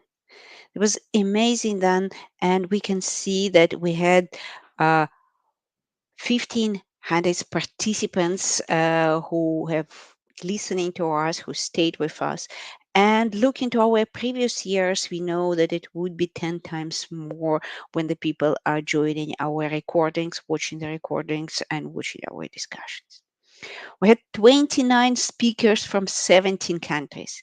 And by the way, our participants are from 48 countries in the world. And our workshops were great. And I'm so happy that we have all the recordings, and we are going to publish that in the course of next 2 weeks. And please follow our standard YouTube channel. All the recordings would be there, and you would be able to enjoy to repeat the parts. If you missed something or if you missed a workshop, you would be able to follow. And let's one more time look to the amazing list of our speakers. And that's the Future and Trends Day. And we had 6 guys presenting. And I was the proud speaker of that myself. And Adoption Day, 5 people here. Thanks to our presenters. Thanks for the topics. Thanks to the industry expertise. Interoperability and Connection Day. Amazing day with the great content. Thank you, all of you guys, for bringing this topic to us. Technology Day. Deep dives from the vendors, from the startups. Guys, we are happy that you were with us, and please come to us next year. And by the way, that's for all of the speakers. We would be happy to hear your updates and your new topics. We'd like to work with you. And today, there was a community day, and a lot of great topics today were covered. Thanks, you guys. Stay with us. And for all the people who wants to interact with the community, Alec is available. You all know the contacts. We can arrange brown bag sessions with you and with anyone. Like if anyone from the community members are looking particularly for a topic or wants to present, our community stage is always open. And we are planning the next conference as usual in a year. We need to say a special thank you to all the leaders of our workshops. That's a tough job. That's the difficult one. And thank you guys for offering us such a possibility. And thank you for leading that. And a very, very, very, very special thanks to all of the organizers, without whom this conference couldn't happen. Most of the speakers and a lot of people who were engaging with us had their conversation time with Alekhan Talipov. Alec, thank you. Nothing is in our community is possible without you. This year, Artyom Petkevich joined us, and a lot of contacts with the startups and a lot of speakers and a lot of marketing activities were on his shoulders. Thank you, Artyom. Our great moderators, Sergey and Polina, many thanks that you're helping us. We hope to see you next year. We would be so happy if you will help us next time. And our star event team, Anna, Mikita, Malika, Alexander. Many, many thanks. That's already for 4 years you are supporting us. And Anna is a great event organizer, and he actually orchestrated all of that. Mikita is our amazing designer. All our designs is great thanks to him, and he's a great artist. Follow him on Instagram, follow him in other social medias. He's great. Malika is our marketing director, and well, basically that you know about us. That's a lot of thanks to Malika. And Alexander is our video expert, video supporter, and the person who makes all our video connections great. Thank you, Alexander. We're great that you are with us so many years. Guys, many thanks, and I hope that we will stay as a team and work as a team for the next year too. And again, the big thanks to all of our sponsors. Great thanks for the EPAM, who is continuously sponsoring our community and all our community activities. Without that, the community functionality won't be possible in a scale we have that, and all those events won't be possible. Thank you for the community, the organization, for Coinpedia, for all other organizations who are supporting us on information level, on a financial level, on a content level. Guys, you're great. We are relying on you. Basically, our activities are possible because of you. Thank you. And with that, I have to say goodbye to all of our speakers, all our audience. I really hope, guys, that you will stay in the community. You will join us on our brown bag sessions. And I know that we already have planned that. And as usual, in June next year, we will meet each other for the same conference. Thank you, guys. Stay with us. That was Sasha Petkevich and Blockchain Professionals Community and Blockchain Days 2024. Thank you. Bye-bye.